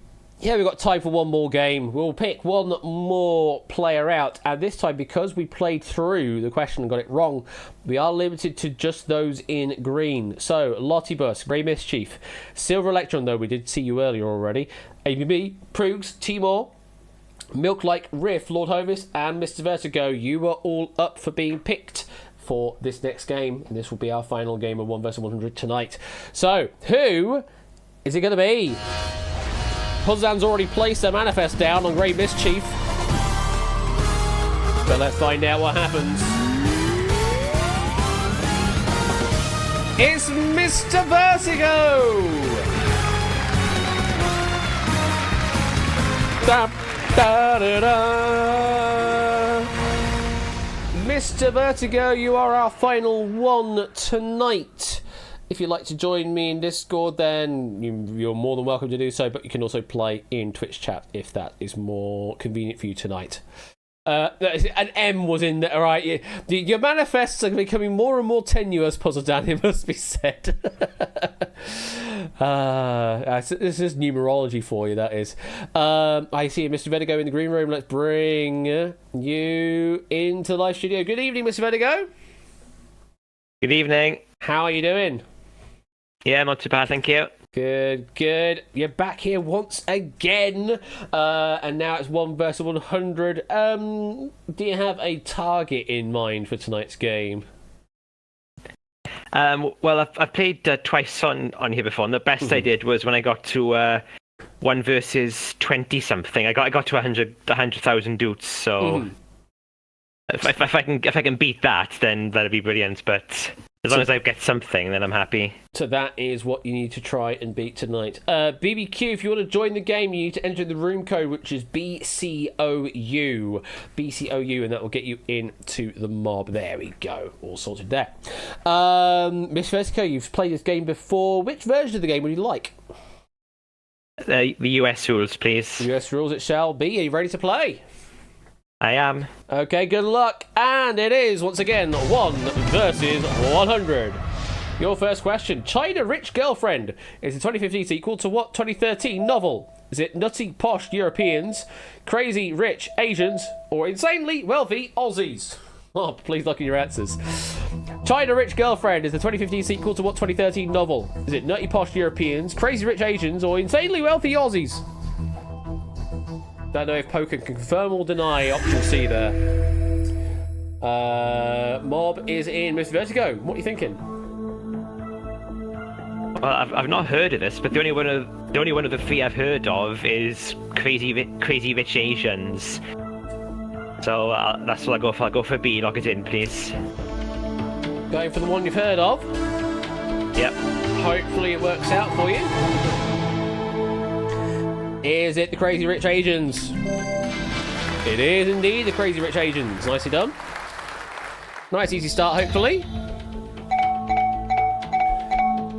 Timor 8 getting that wrong or failing to answer in time 3 AI. So good majority getting that one right. And if the bot is not saying anything, Budapest, means you have already left the game. So don't need to worry about it. You have already left the game.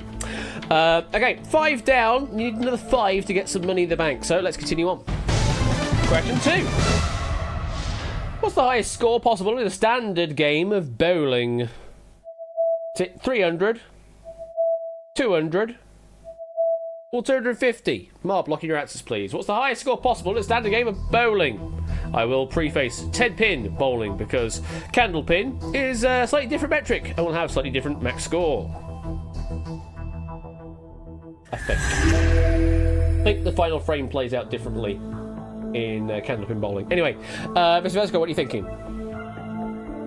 Well, I haven't been able to get anywhere near this score, but I'm pretty sure that that's A300, so lock in A, please. Okay.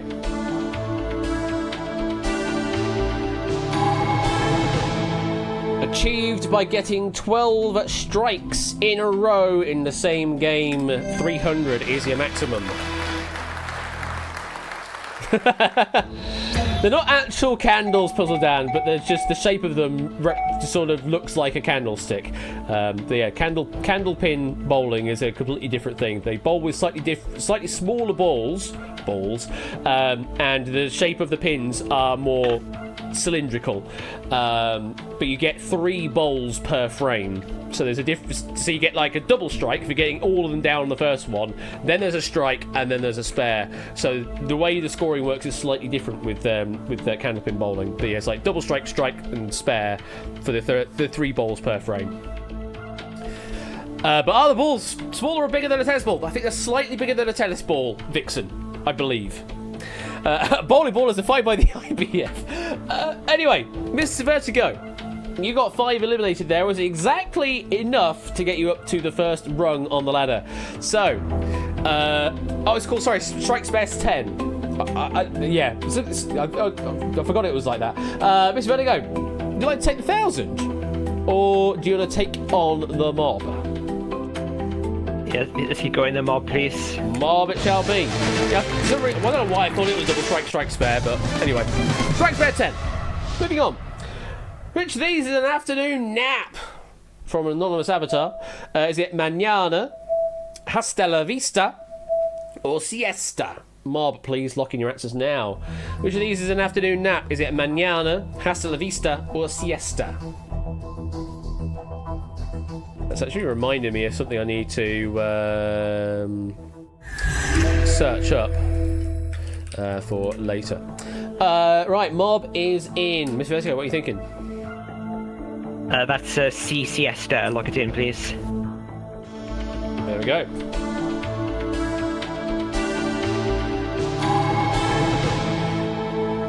Very confident with the lock-in. And you're absolutely right. We've had a nice, easy start. And they still continue falling. 3 AI and Puzzledan. Puzzledan getting that one wrong, unfortunately. Miss Vertigo, you're still on 1,000. You're 6 away from 5,000. Would you like to take the 1,000? Or do you want to take on the mob for a bit more? Mob, please. Mob it shall be. 1 versus 86. What are both original colours of the neon Joy-Cons available for the Nintendo Switch? Is it blue and orange, yellow and green, or red and blue? Mob, lock in answers, please. What are both original colours of the neon Joy-Cons available for the Nintendo Switch? Is it blue and orange, yellow and green, or red and blue?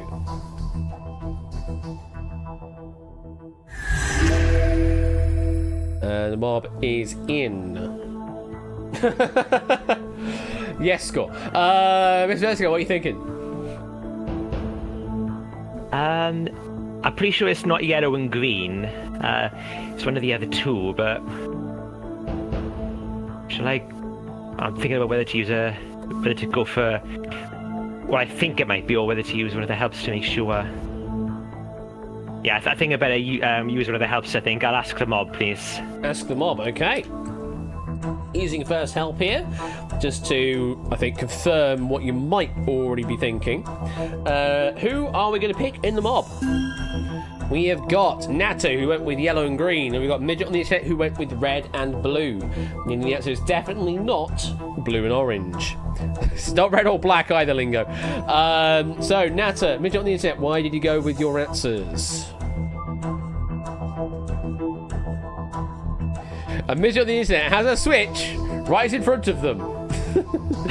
Hopefully you're not cheating directly off of them, but yeah, if you've got a Switch in front of you, possibly a slightly easier question for you, but you never know. Might be colourblind, might be seeing them in a different guise. So midget on the internet seems pretty confident. Natter, what's your thoughts? Also got a GameCube in my room, says midget on the internet. Okay. Noticeably not a Wii though.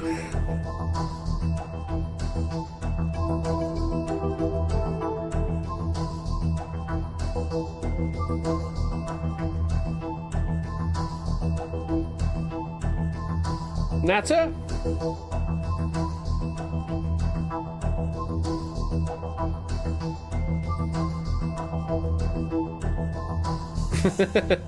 Yes, we proffer your opinion, please. Why did you go with B?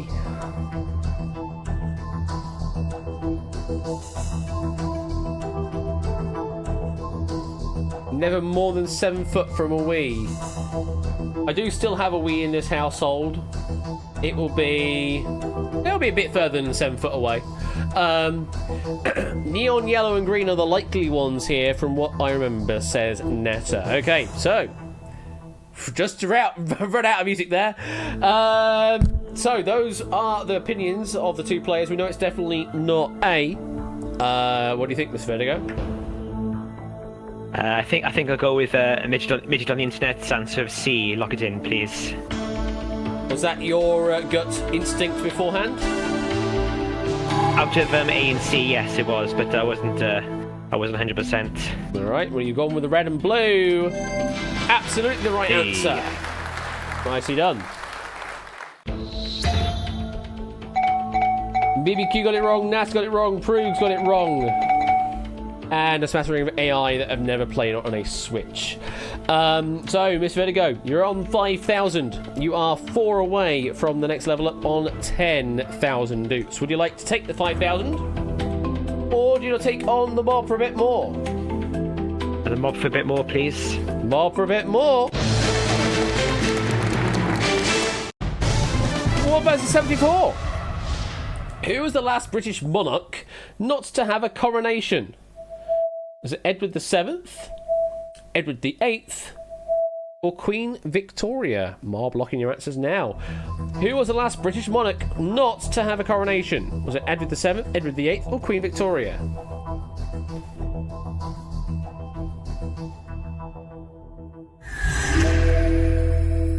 And mob is in. Mr. Vertigo, how well do you know your history?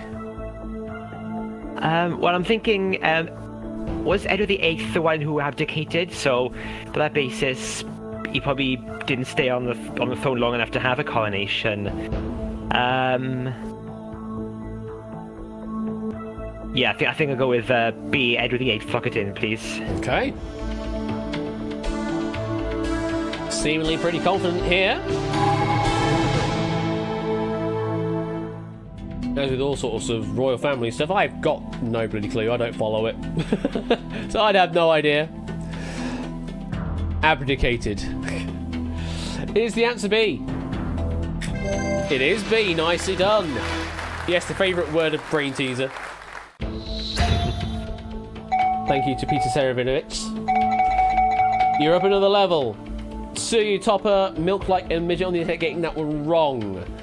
You are now on 10,000 dukes, Mr. Vertigo. 3 away from making it 25,000 dukes. So, would you like to take 10,000? Or do you want to take on the mob? I've still got 3 helps, so the mob, please. The mob. 1 versus 63. Who became the leader of the USSR in 1953 and later as leader oversaw negotiations with US President John F. Kennedy to end the 1962 Cuban Missile Crisis? Was it Leonid Brezhnev, Nikita Khrushchev, or Mikhail Gorbachev? That question again, if I could read it in time. Who became the leader of the USSR in 1953 and later as leader oversaw negotiations with US President John F. Kennedy to end the 1962 Cuban Missile Crisis? That's definitely a dual question that I'll be able to read in time. Mr. Vertigo, what are you thinking? Oh, this one I don't know. I'm trying to think of which help would be the most use to me here. Should I go trust him up? Will the majority of everyone know this?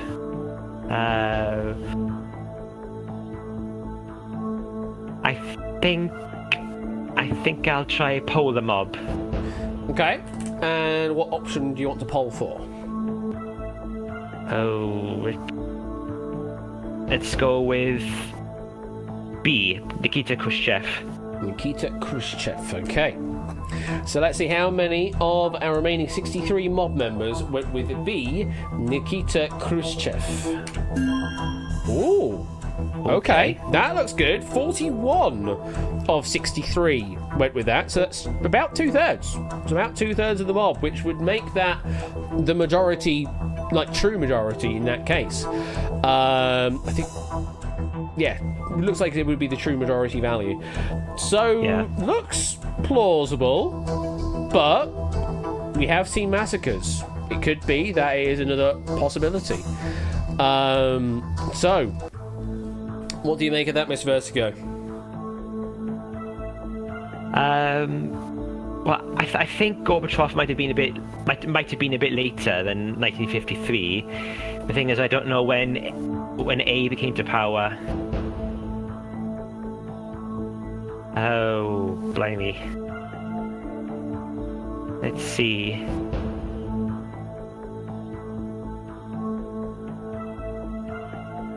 I think I'll trust the mob and I'll go with B to lock it in, please. Okay. Locking in the mob's most popular answer, but after seeing what they said on option B, you're locking in B, Nikita Khrushchev. Is that the answer? It is the correct answer in this game still. We will be losing around 20 of our mob, though.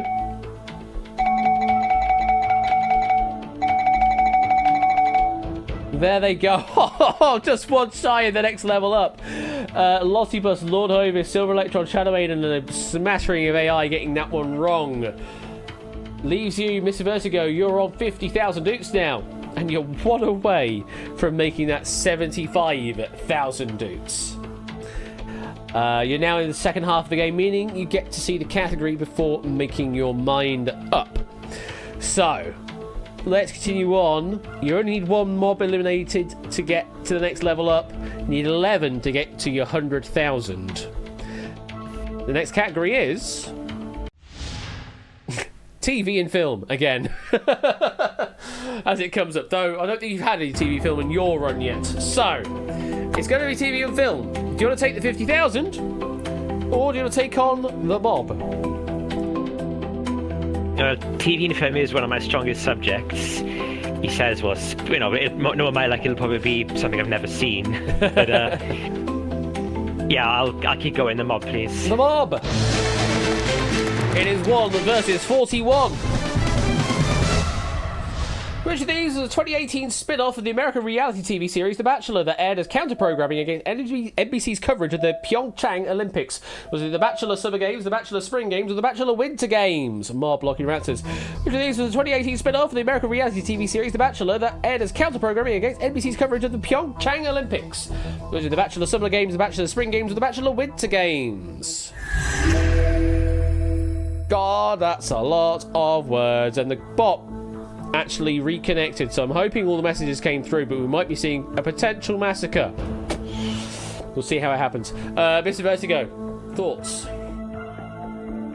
Well, I haven't heard of this, but the 2018 Olympics, that was the Winter Olympics, so by that logic, it could be the Bachelor Winter Games, but aired as counter-programming against NBC's coverage of the yeah, it should be the Winter Games, but should I use one of the helps just to make sure, or I'll take a bit of a chance, and I'll go with C to lock it in, please. C, lock it in, okay. I'm hoping answers have come through, but we'll see what happens. The Bachelor Winter Games against the Pyeongchang Olympics. Which presumably that would be the Seoul Winter Olympics. Is correct. Now, who got it right? Who got it wrong or didn't answer because the bot was lazy?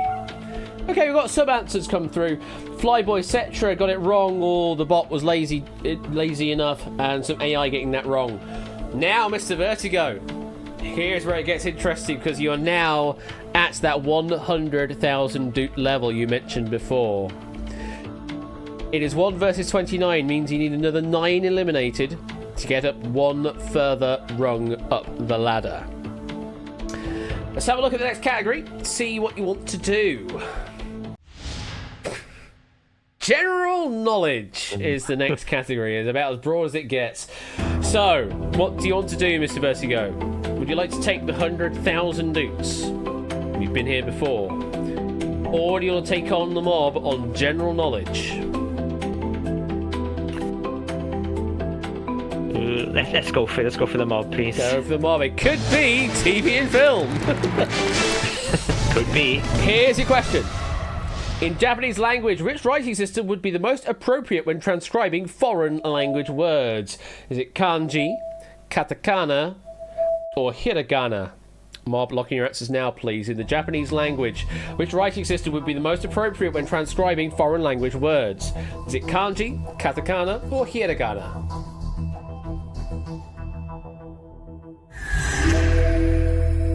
And the mob is in. Miss Vertigo, what are you thinking? I'm thinking I need help here. I'll ask you, please. You're going to ask me? Yes, please. Here's what I think. Do you want me to draw this out, or? Yeah, I've made mention a few times. I know at least a little bit about the Japanese language. So, yeah, this is probably a good decision you've gone here. Katakana is the answer for foreign language or foreign loan words you'd often be. So kanji derives mostly from the original Chinese set of glyphs. Hiragana is their own invention of the Japanese language, and then katakana was invented afterwards to distinguish separate foreign words, I think, but I'm not actually entirely certain on the reasoning why there is a second script like that, but they essentially match one-to-one with hiragana, just they appear differently. They're a little more angular. But yeah, katakana very typically used for foreign language words, or when they just want to be more English, I suppose. Though not all foreign words are English, like the Japanese word for German actually borrows from the German word for German, because of course it does. Why wouldn't it? Anyway, answer you should be looking for here for foreign language words, katakana. That's my final answer. Okay, I'll go along with that. Just lock in your answer then, please. All right. Yes, Doitsu. Indeed, Charlemagne, Doitsu. And yes, we're Igirisu. Yeah. Oh, sorry. Hi. Katakana? Yeah, it is. Hey. Thank you. Yeah, you got a bit lucky that there was a Ask the Host on this one. You're up one more wrong. Sissy and AI's getting that wrong. It's exactly 10 eliminated. You're now up to 250,000 doots. You're now 9 away from 500,000. And you're 19 away from the full 1,000,000 doots. Right. How are you feeling at the moment, Mr. Vertigo? I'm getting really nervous now. Shall we have a look at the next category? See what you got in store? Yeah, go on then. What have you got there, Tadaru? Arbeiter, work, is actually borrowed from German, yeah. Oh, what is that? So, okay, I didn't realise that was a Russian word, okay. And that's a Dutch word. Huh. I guess that. Oh, I mean, Dutch loan words make sense. That was one of the first nations that they actually did trades with. They are actually opening the borders to. I guess that makes sense. Russian, slightly more obscure one, but okay. Anyway, let's have a look at the category. It's more general knowledge, or it could be more Japanese. Don't give much away. So, what would you like to do, Mr. Vertigo? Do you want to take the 250,000 doots, or do you want to continue this general knowledge train? You do still have one help. You do still have the trust. That's I'm torn here because there's only 19 left, and it's whatever the majority. If I played whatever the majority of that would be, it wouldn't be a huge majority, would it? So. Well, it's more polarized because there are fewer to sample from. Yeah. Oh. What do you want to do?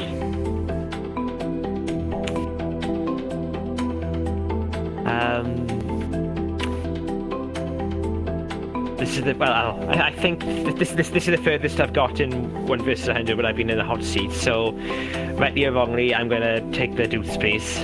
You're gonna walk away and take the money? I think so, yeah. Alrighty, 250,000 doots going your way there. Congratulations. For the looks like we still had Dev, we had Riff, we had Vixen and AB Me were our 4. Oh, and Mark on the top row as well. Were our 5 remaining human players at the end there, along with 14 AI as well. But hey, 250,000 dudes when you know you could just take it and not have to worry about it, then that's definitely the way to go. Very well played. And it's now your own personal best in 1 versus 100. Hopefully you can maybe return and better it and go another rung further and maybe even take the million next time round. Mr. Vertigo, 250,000 dudes your way. How do you feel? Oh, very, very happy I've gone the personal best, definitely. Mm-hmm. That's really good, strong quizzing there, and probably a little bit of extra luck with having me here. But hey, yeah. it's why I'm here and why that help exists. It just happens sometimes. Thank you very much for playing, Mr. Vertigo, and enjoy the rest of your week. And we'll see you later. Hey, thank you. Bye. Take care. Bye. We'll get you next time. We'll get you next time, Gadget. Thank you for the 42-month resub there, Dev. Appreciate that. And yes, you were so close to taking him down, but then he went and spoiled it all by doing something sensible, like taking the money. The congratulations to Amy Vixen, Dev, Riff, and Mark for surviving all the way up to that point in the game. Right, that brings us to a close on the proceedings of the main games tonight in tonight's stream. So let's play the Dutch music. And while that is playing out, I'm going to press that button to take us to the wheel spin. And I need to update the jackpot. Jackpot needs 40,000 dudes adding to it. That is currently on 310,000, not 270. Oh, noises! All the noises going on. We've got the Dutch music for one of us wondering. We've got Fort Boyard music going on. It's just a little bit overwhelming. One versus Boyard. I mean, that would be an interesting mashup of the game. Welcome, Quizzy Dan Raiders. I hope you're doing well. Once you get the king up, you can get a horse through the bottom. Hope you're doing well. Welcome, and we're just about to do a wheel spin, so you're here in perfect time to get yourself some free dukes without doing any quizzing at all. Yes, just all of the music all of the time, Quizzy Dan. It was how to solve a platforming level, honest.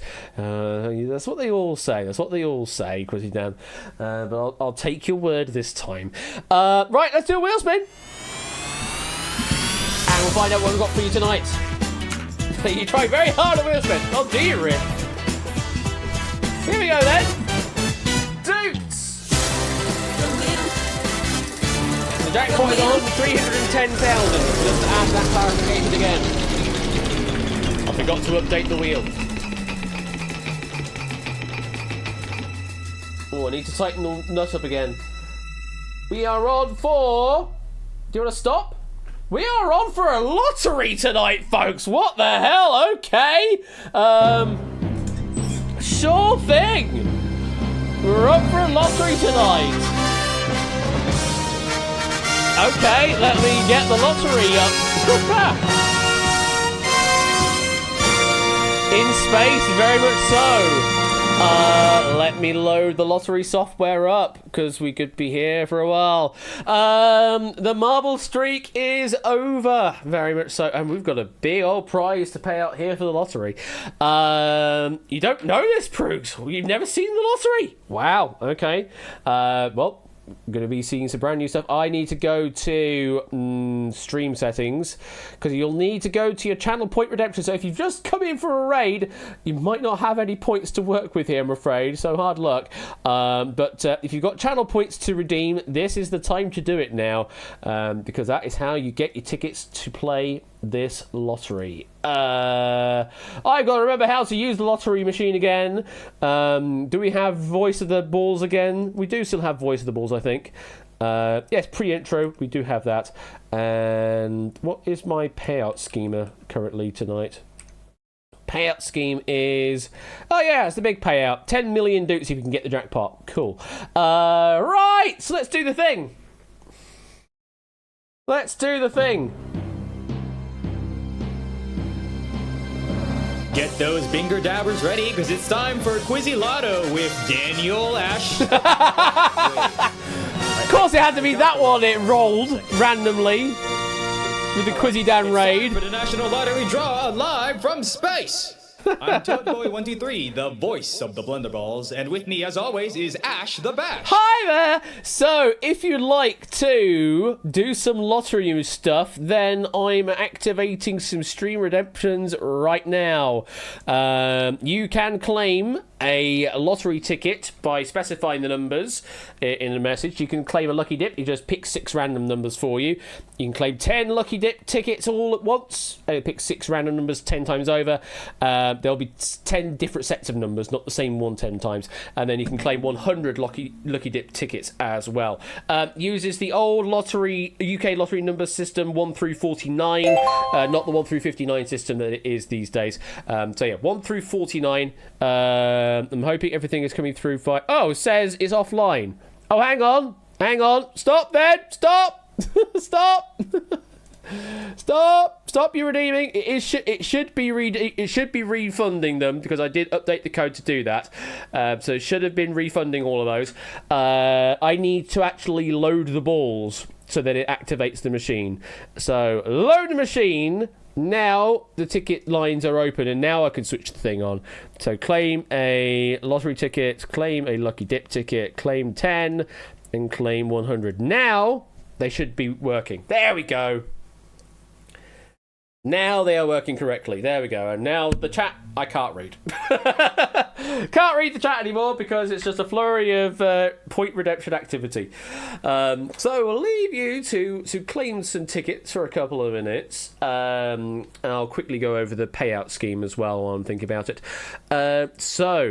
It doesn't really follow standard lottery payout schemes. So there are technically ways of actually earning more by getting lower payouts multiple times. I don't really care. It's just about having a bit of fun with doing a pseudo lottery machine. But there's sort of no real payment to get into it. If you can get a single ball on one of your tickets, that's worth 100 dukes to you. If you can get one ball with a bonus ball, then we'll actually make that 500 dukes. If you can get 2 balls in the main sequence, that's 1,000.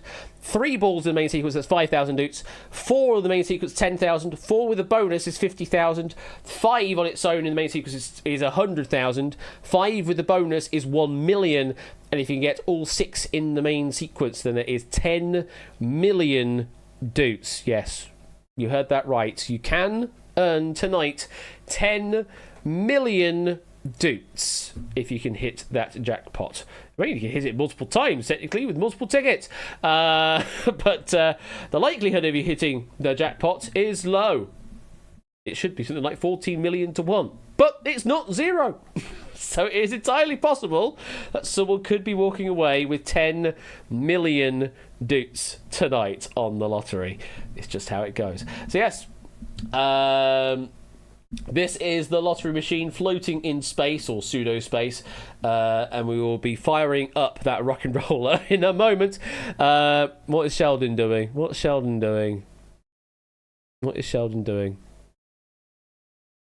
Ape says that Sheldon's doing something.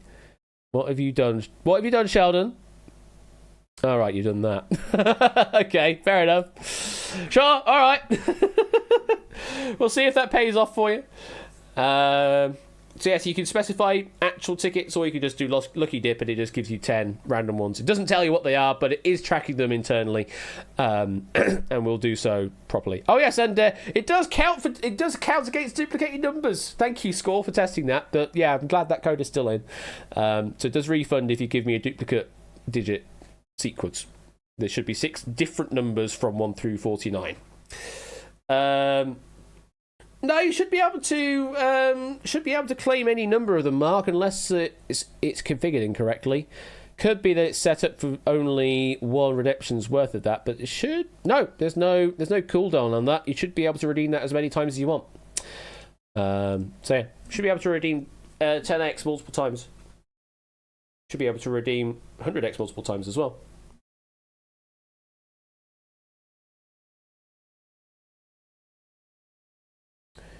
So after we've done Lotto HQ, do we go back to the 1 versus 100? No. This will be the end of the broadcast tonight, Midget on the Internet. But yes, normally they would be going back to back to the BBC after the Lottery HQ stuff, but no, not tonight. We will be ending. Right, I'm giving you 30 seconds, and then I'm closing the ticket office up. Good luck. I don't really have a 30-second countdown to work with. You spent 104,000 channel points, leaving you with 69,000. Well, that's very convenient, Danny. If there are 2 winners, no, they each individually get the jackpot value. It doesn't do any splitting on that. So it's 10 million if you can hit 6 in the main sequence. So if multiple people hit that, then multiple people get 10 million dots. It doesn't actually split it as a jackpot. Because I don't actually have that rollover or anything. It doesn't increase in value. It's just a standard payout scheme. It's just sort of power at 10 at the end of the curve. 100,000, 1 million, 10 million. That's all it really does. As I say, it doesn't really follow the standard practices of what a lottery system would do. But also, we're not gambling, definitely not gambling, because that would actually be TOS if we were actually properly gambling on stream, without me at least disclaiming that was the case. But yeah, that's a lot. That's a grey area I don't want to get involved with. That's also why I'm not doing that as a sort of, a bits reward to be able to get more tickets, because that's then technically gambling if you did that. This is gamba, not gambling. Very much so, Lingo. Right, last chance. I'm going to lock the office up in a moment. 10, 9, 8, 7, 6, 5, 4, 3, 2, 1. Closing the ticket office now. You should now no longer be able to claim any more tickets. Good luck, everybody out there that has got a ticket in the machine. I actually have all the logs here. How many redemptions do I have? Let's have a look. I have over 999 redemptions. So that doesn't really tell me much, does it? But I've got over 1,000 redemptions individually. So I now need to press the magic button and not press the other button that completely refunds everything. Or doesn't refund it, actually will break it. So let me press the release balls button, not the unload machine button, which, as you imagine, what that does. So let's release those big money balls!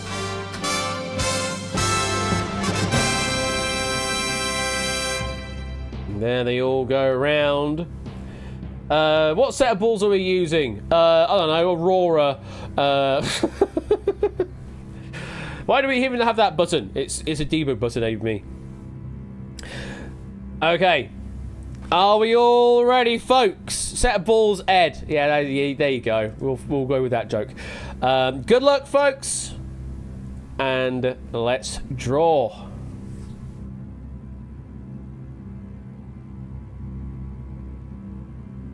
Take it away, Toad. And the first ball is 29. You got a 29, then you got some doots. And the second ball is 28. Oh, okay, in sequence here. Interesting. And the third ball is 7. Well, it's got a 7, but didn't have the 20s, unfortunately. And the fourth ball is 47. And another 7, but with a 4 in front of it. And the fifth ball is 24. Oh, okay, another pink. Interesting, 3 pinks. And the sixth ball is 17. And another 7. So it's pinks and then And the 7s. bonus ball is 35. 35, and here come all the payouts. So the numbers in ascending order. 7, 17, 24, 28, 29, and 47. Our bonus is 35. Now, who won what? Sidaru got 207,000 dupes. Amy got 312,000 dupes. That's a lot. Danny, next best, 321,900. Oh, hello. No, Riff, 334,800. Even better. Can anyone beat Riff? No, Riff, I think, has it with 334,800 dupes is the biggest payout. But hey, you all get free money. Free dupes. That's what we're like. Spent all my money. What do I do now? Continue earning money, Riff. That's how it works. Watch future streams, you get more money or more micro dupes so that you can spend on other things. My kids! Well, you should have thought about that, Riff. I take no responsibility in your actions. I take no responsibility at all in what you do and what you do with your money. If you run out of money for your kids, then on your life be it. Well, that brings us to a close. Oh, excuse me. That brings us to a close on tonight's stream. Big payouts tonight on the lottery. Very well done out there, folks. I will be back on Friday if I'm basically awake.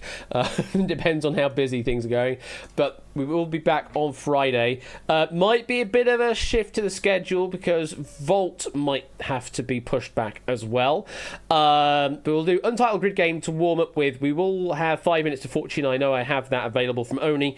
So we can get that proofed up and get that ready to go. In fact, what we might do in place of Vault, because I know I do have something we can use, I will concoct a Franken pack of the Duke Drop for in place of the Vault on Friday. So I can do that, certainly. We'll probably do that. So Entitled Grid Game, warm-up game, 5 minutes to a fortune, first main game, and then we'll have a Franken pack edition of the Duke Drop for 9:15 on Friday. So, yeah, we do a Davina double on Friday. And then after that, the week after is, the Friday stream should be all good. But the Wednesday stream, a bit up in the air as to what that'll do. And then after that, I still need to schedule it. So we might be flying by the seat of our pants for the next 2 weeks, especially as I'm still gigging on some of these days as well. That kind of ruins things. So that is what's in store on my side of things on the next stream in the next couple of weeks here at Quiz Night. And hopefully, am I going to say it? Yeah, I'm going to say it. This week, you're going to get some news about Q&L. So stay tuned for that, because hopefully it's good news. I say that, hopefully.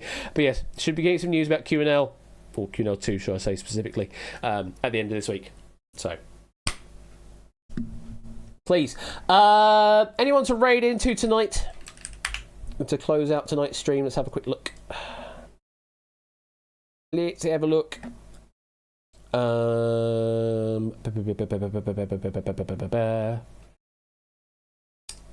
know what? Friend of the community's been around here for a while, or certainly back in the Catane days, and then early Quiz Night days. We're gonna go right into Toshi, who's currently online right now.